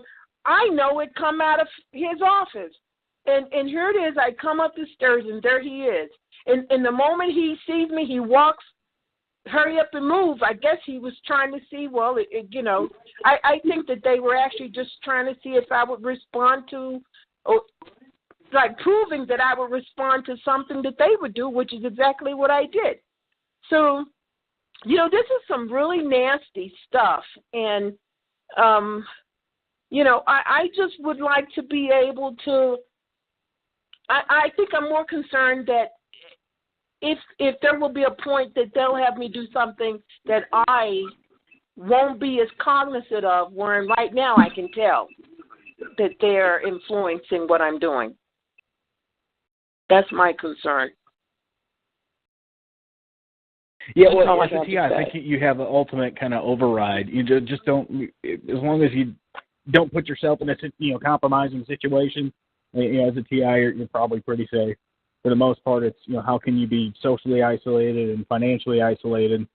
What I think for the most part, for people, just just in general terms, keep good company. Don't be around any situation where there's illegal activity going on, especially with the TI. That's not how they set people up here. I'm telling you, I have seen so many people that have done this too, and it looks innocent and easy and simple, and then they just lie. These people will lie on other people, and before you know it, there's all this stuff on the news. So what you're saying sounds like that's the thing that anybody would pay attention to, but what I'm saying is that they set it up to where they've like got you, they have just done something to you, and you're like, whoa, how'd that happen? I mean, they're ruthless. There's no truth to anything. It's only about lies, and as long as it allows them to accomplish what they want to accomplish, that's all that matters. I mean, that's the bottom line to everything that they do here in this county. The profit motivates will feel better the more you lie. Okay, that's it, Ella. That's all I wanted to say. Okay, Joy. I'm going to go ahead and get you back up. Hello? Yes, who is that? Brian. Oh, hey, Brian. Hi. I have a question. What do you do about targeting of pets? I know that I had heard of... The best thing you can do about targeting pets is not to focus on it. If it bothers you, they're going to go after that advantage. Same conversation as before. If you're bothered by chemicals or spraying, they're going to spray you. If you're bothered by your pets being harmed, well, your pet's going to come down with a sickness. So the smartest thing you can do in that situation is to not fixate it, not focus on it, and accept that sometimes that happens in targeting programs, but it's very wise not to let yourself become overly concerned with it. That's my best advice on that. I'm going to say one thing real quick. That is so almost impossible for people with children and animals not to worry. Just so you know, I understand, but it's you get it. It's kind of one. If it bothers you, they're going to do it. So yeah, when it comes to children and animals, though, I tell women, even a man, it's virtually impossible because they're your family. Yeah, you do have to start to accept that you're basically cattle being used and herded around and made into food for other people. And you're actually made into money, your profits. And the more they hurt you, the more profits they get to keep making, and they don't have to give up in lawsuits, and their businesses prosper. The longer they get to keep doing all this. Should I find them a new home? It's a thought. I gave away some animals because they were doing hideous things to them. They were guinea pigs, funny enough, and that's not funny, but I found another home for them because they were squealing and they were cutting them, and it was awful. So I did find another home for them. Thank you. Yeah, so, but I get it. It's hard. Some animals you can't give away. They're family pets or whatever it is. But if it's something, I don't know. I'm just going to say that, if you're at a shelter and an animal's going to get put down, you're still going to give him a better life than him getting put down because they love that love and they're animals and they're resilient and, but like some animals like the guinea pigs and the rabbits and things like that, find them another home. But with a dog, it's a little harder. They're very connected to human beings. So, it's really up to you, Brian. Thank you. You're welcome. Okay, let's go down to the next caller.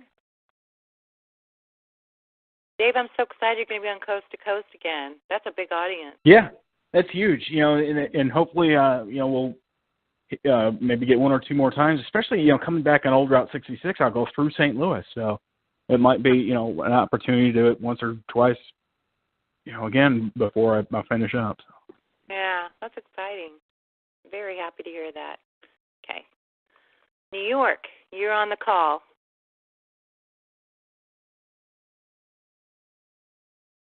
New York, are you still there? Is your phone on mute? Yeah, go ahead and close that one up. Todd, do you have any questions for Dave? How are you, Todd? Oh, yes. I'm good. No questions. Doing pretty good. But I do foresee a future of ongoing horror for all of us, all of the victims. Until we get billions of dollars of our own money to have the voice that everyone running the show has, to have ourselves propped up with our own advocacy organizations that are fully funded, where we can set up, big protests and little tents everywhere, handing out material that costs thousands of dollars, and we can pay the lawyers the necessary money, we are going to continue to be victimized helplessly. That's what I've been trying to tackle that problem. But luckily I did get a lawyer recently, but that's what I think we need to break free from this. We have a huge force of people who have trillions of dollars. Everyone's talked about how much unlimited funding they have. And we're up against them. They don't want to go to jail. They don't want to be exposed for this. They don't want to be called out as rapists for misusing technology and government resources, for doing fraud, waste, and abuse. That's a huge incentive for them to just kill us, kill every victim slowly. Or, strategic times, just knock us all out, keep us down as long as they can, keep our voice from being heard. And they seem to have enough control where they could keep doing it and not have to kill us. And they'll keep us off CNN and Fox News and stuff like that, keep us from getting, the United Nations to even care. Yeah, there's too many of us now is my response to that.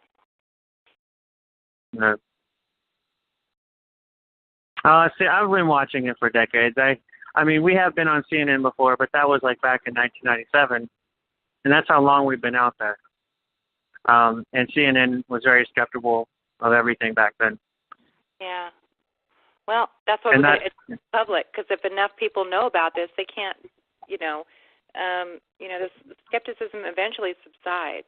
You show enough proof and they hear enough people and they hear enough testimony, eventually that skepticism they start to accept it, and then they realize, hey, this is probably really going on and maybe we need to do something about it. But, yeah. Well, they just brought us on there to make us look bad. They know it's all going on. They have security experts that guard them and provide security from both the government side and the private sector side. When I saw, Dateline or something interview Snowden, they knew everything about how to, be cautious when going into another country on a job and all that, even before Snowden even told them anything. So they know all about this. And they just don't care. They don't want to put us on TV. They don't want to see us get help. Yeah, there's too much money, and there might be money lost if you put negative messages about government on TV about what's going on. Then profits are being killed everywhere. So they kind of work to keep this type of stuff off the air, pretty much. Yeah, but I think some things are and you have a way. I know you and I disagree on this one point. We really like each other and we're good friends.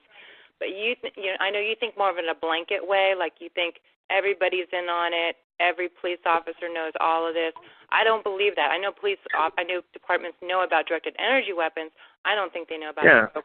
So we have to. Oh yeah, well, they're integrated into the fusion centers. That integrates Navy, Air Force, CIA, NSA, and they do counter surveillance. That's stalking of citizens, and they know all about how they can get a wiretap on someone's house and use interferometry from the radar and satellites, and they're taking a peek on whoever they want. That's a sneak and peek done in a high-tech way. So, yeah, law enforcement, they know all about this. They've seen Duncan on the radio and TV 100 times. They know all about the patents. They know everything that we're talking about. And we're all under taps. Every single bit of information is already compiled and saved, and no one's doing anything to help anybody that alleges to be victimized by any of this. I mean, they've got wiretaps on each of us. They've got gigabytes and gigabytes, terabytes sitting in NSA, and they just Google search through it all the time. They have us under a category they can search for anytime and see all that data, where whoever has access, every fusion center in every state, every state police agency, the attorney generals, they don't care about us. They've basically decided we're all going to die, or we're going to they'll stop doing what they're doing to some of us, and all we're going to get out of it is we're just going to have to go about our lives and forget that we were victims. That's kind of their plan for it. I disagree on the fact that, I don't think everybody in NSA knows about this. I don't think, Congress knows about this.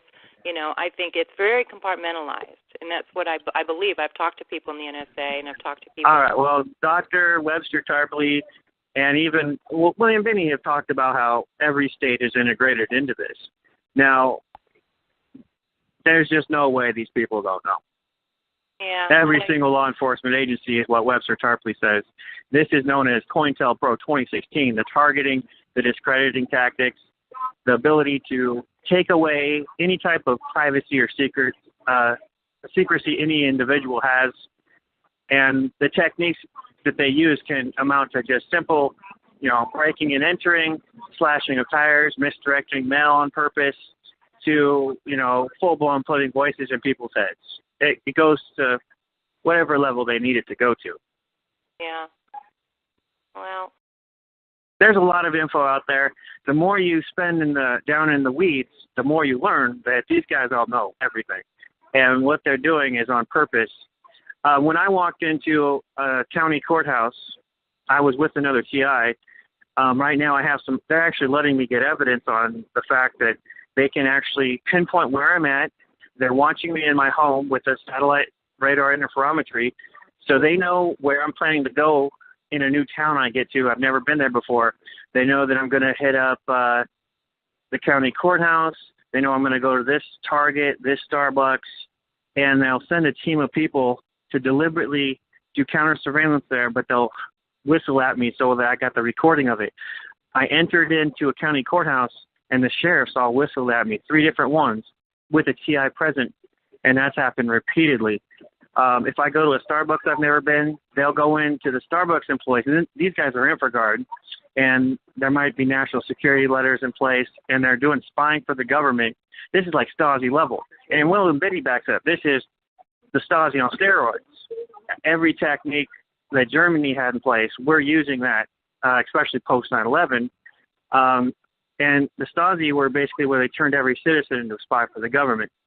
And people willingly participate in it. So, like, people who work for corporations or part of InfraGard or different systems that are in place, what they've got in place is where everybody will spy. They'll be watching, so they could be witnesses. This helps with a parallel construction technique. So you might have Starbucks watching a terrorist for the police, so they see every single thing that person does. And then they can pick up information without having to act like they got information some way, without having to, like, expose the higher tech tactics that were used, like the NSA stuff. And what they want to do is keep every bit of their technology use and secret warrantless spying off the record, so it's not in reports. The police all act like they don't know what it is and stuff like that. William Binney calls it the planned program perjury policy and parallel construction. So, I mean, the sheriffs demonstrated that they knew I was coming to Portland. 3 different ones whistled at me. I've got like 20 recordings of them doing that to me. I go to a Target I've never been to, and I go sit at Starbucks on my laptop, and I gave these recordings to William Binney, and you can hear what they do is about 8 p.m., for example, just to give you an idea of the type of recordings I have. I've never been here in Portland for like 5+ years, and I've never been at this Starbucks, this Target. At about 8 p.m., they're closing down. Some employee who wasn't even working there at first comes and tags the employee who was working there handing the Starbucks, and then he starts whistling at me, just like some deliberate thing he was told to do by law enforcement and the cops and the people tracking me. So that kind of demonstrates when you hear the sheriffs. I've got recording from my site, too, of the Senate building police doing this. Whenever I'd walk in through the x-rays and you get your body scanned for metal detection and all that, they have police officers taking part in this all across the country. Every city I go to, they're admitting basically they did everything that I've claimed, that they put me under surveillance, that they did some testing with, they got my whole life mapped out in their computers. They scanned my brain. They got all my memories pulled out. They know everything that's true and false.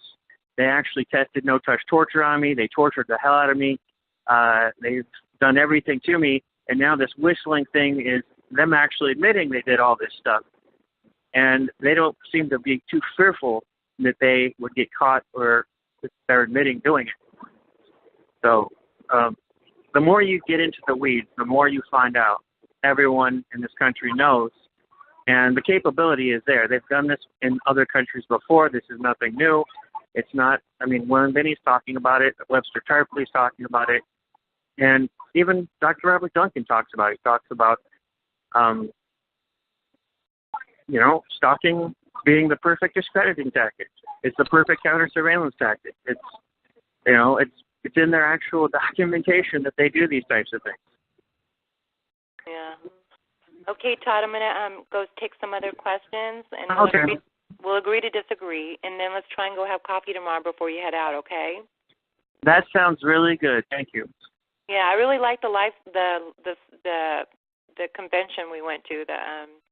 Why am I forgetting the name of it? What was it called again? Mind Freedom Conference. Yeah, Mind Freedom is a great human rights group. There were several lawyers there and psychologists who are interested in this. I gave a good, 5-minute kind of talking on a microphone to the whole room of people there.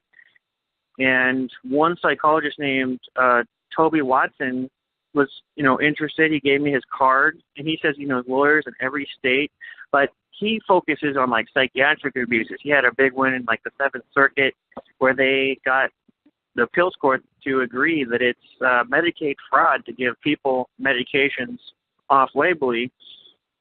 Is that the same guy who was at the table? Is that the same guy who was at the table who asked if I was married?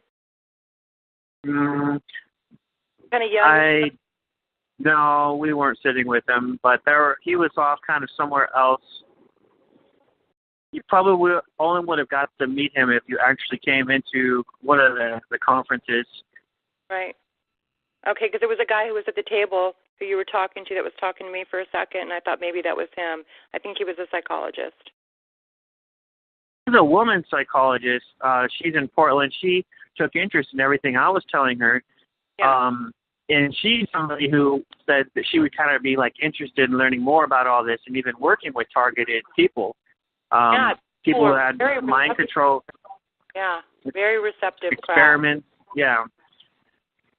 Okay, well, thank you, Todd. And we should do that. I thought that was really great. And I was so impressed that everyone was so receptive. And they didn't look at us like, they were a very receptive group of people. I was really impressed.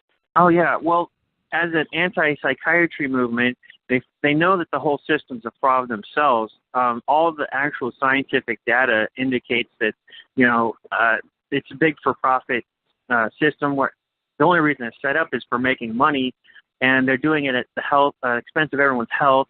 People have traumatic brain injury, chronic traumatic encephalopathy, serious injuries inflicted, and there's people who are like activists who get stuck in these mental hospitals, and they're given drugs with they have no mental illness. It's used as like a weapon on people, and they advocate this stuff. So they already knew that there's a lot of human rights violations. They've heard about MK Ultra. They knew that there's been, even today there's modern experiments going on with like testing implants on veterans, and they're working on bills to make it so even if you've served our country, they're going to be able to more easily force something onto you, whether it's a memory erasing, brain damaging drug or ECT that knock out, I think something like 50% of your brain is damaged, and you'll have serious 50% memory loss at a minimum with the basic ECT treatment. They also want to be able to put implants in people by force. So you're a veteran, and then you're suddenly like having some problems, maybe because of poverty, which affects a lot of veterans, or you're having some type of PTSD from your experience in the military or whatever, some drug stuff. They're going to be able to just take you and force you into some type of mutilative treatment, what they call as treatment, but it's not good. It's causing illnesses in veterans.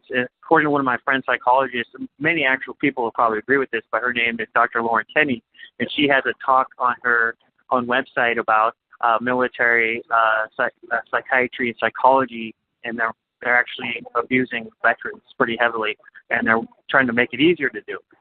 Yeah, I learned that even there, listening to that. That was interesting. Okay, Todd, well, thank you, and I'll try to get out there. I'll try to get out there in the morning. Depends how late it goes. Okay. I'm trying to come meet you. All right. Bye, Have a good day.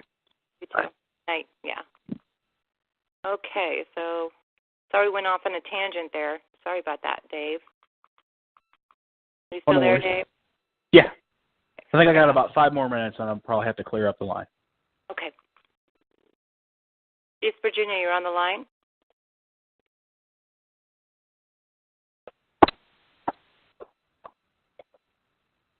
Okay, let me get to Arizona.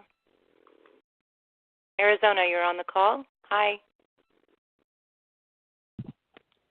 I think people have been holding so long they kind of had nodded off or...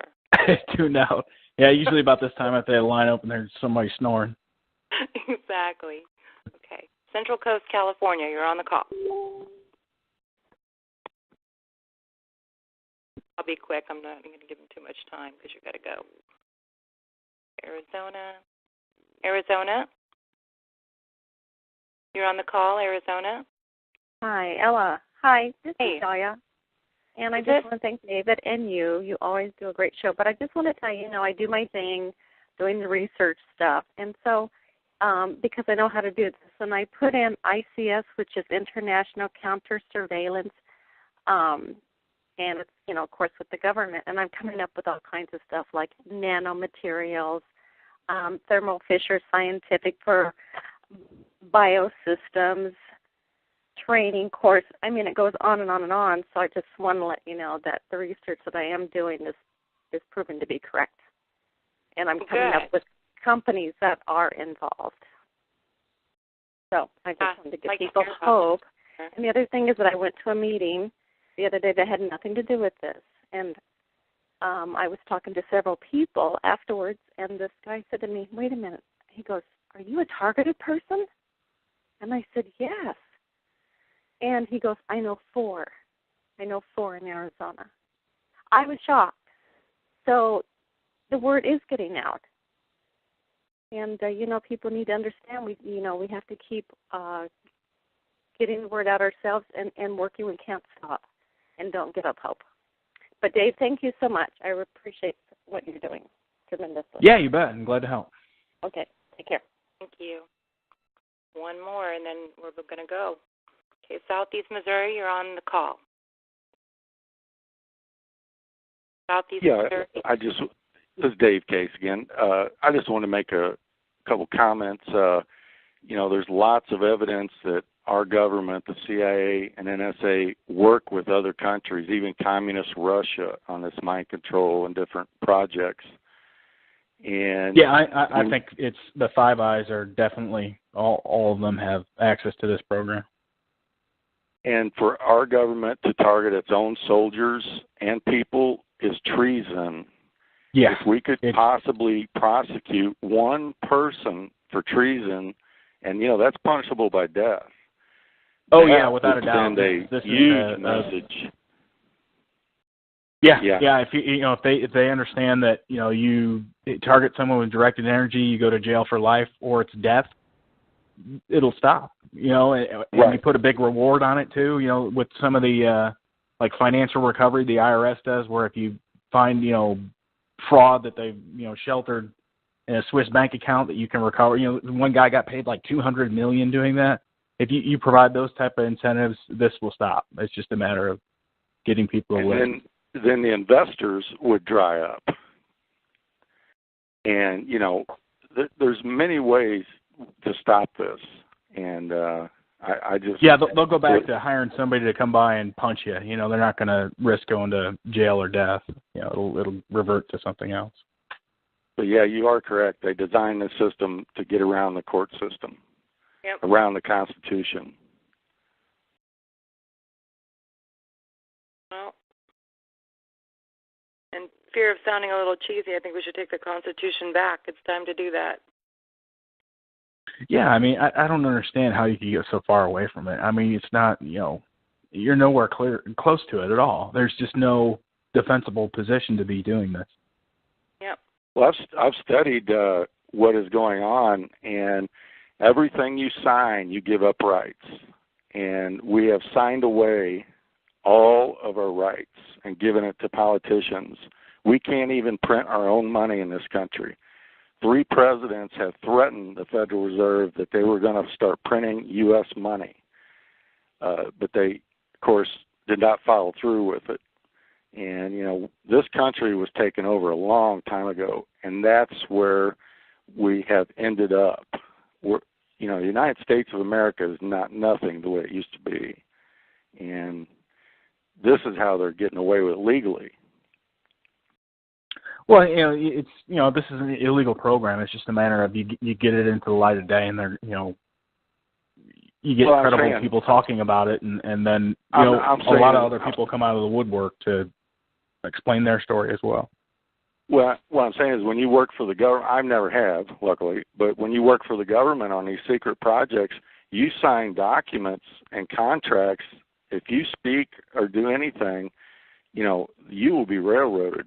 And you give up your rights. So as a person, I have more rights than most people in the United States because other people have worked for the government and given up their rights and signed away their rights.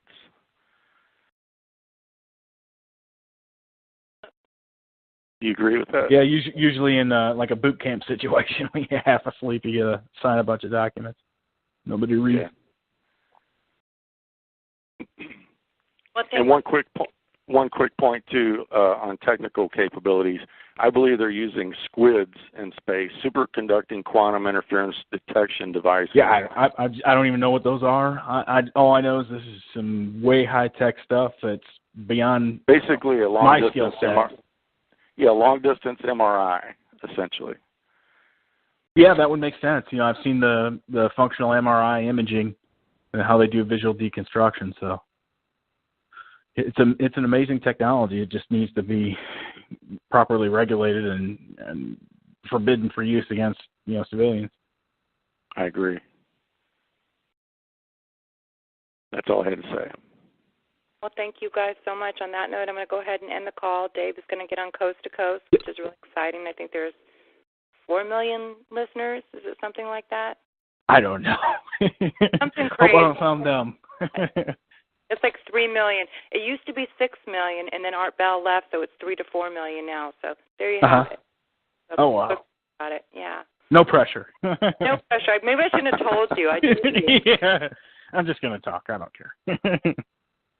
Okay, Dave. All right, thanks, Elle. I appreciate the call. Well, thank you. Thanks for coming on, making it a great call. It's always about your side. You bet.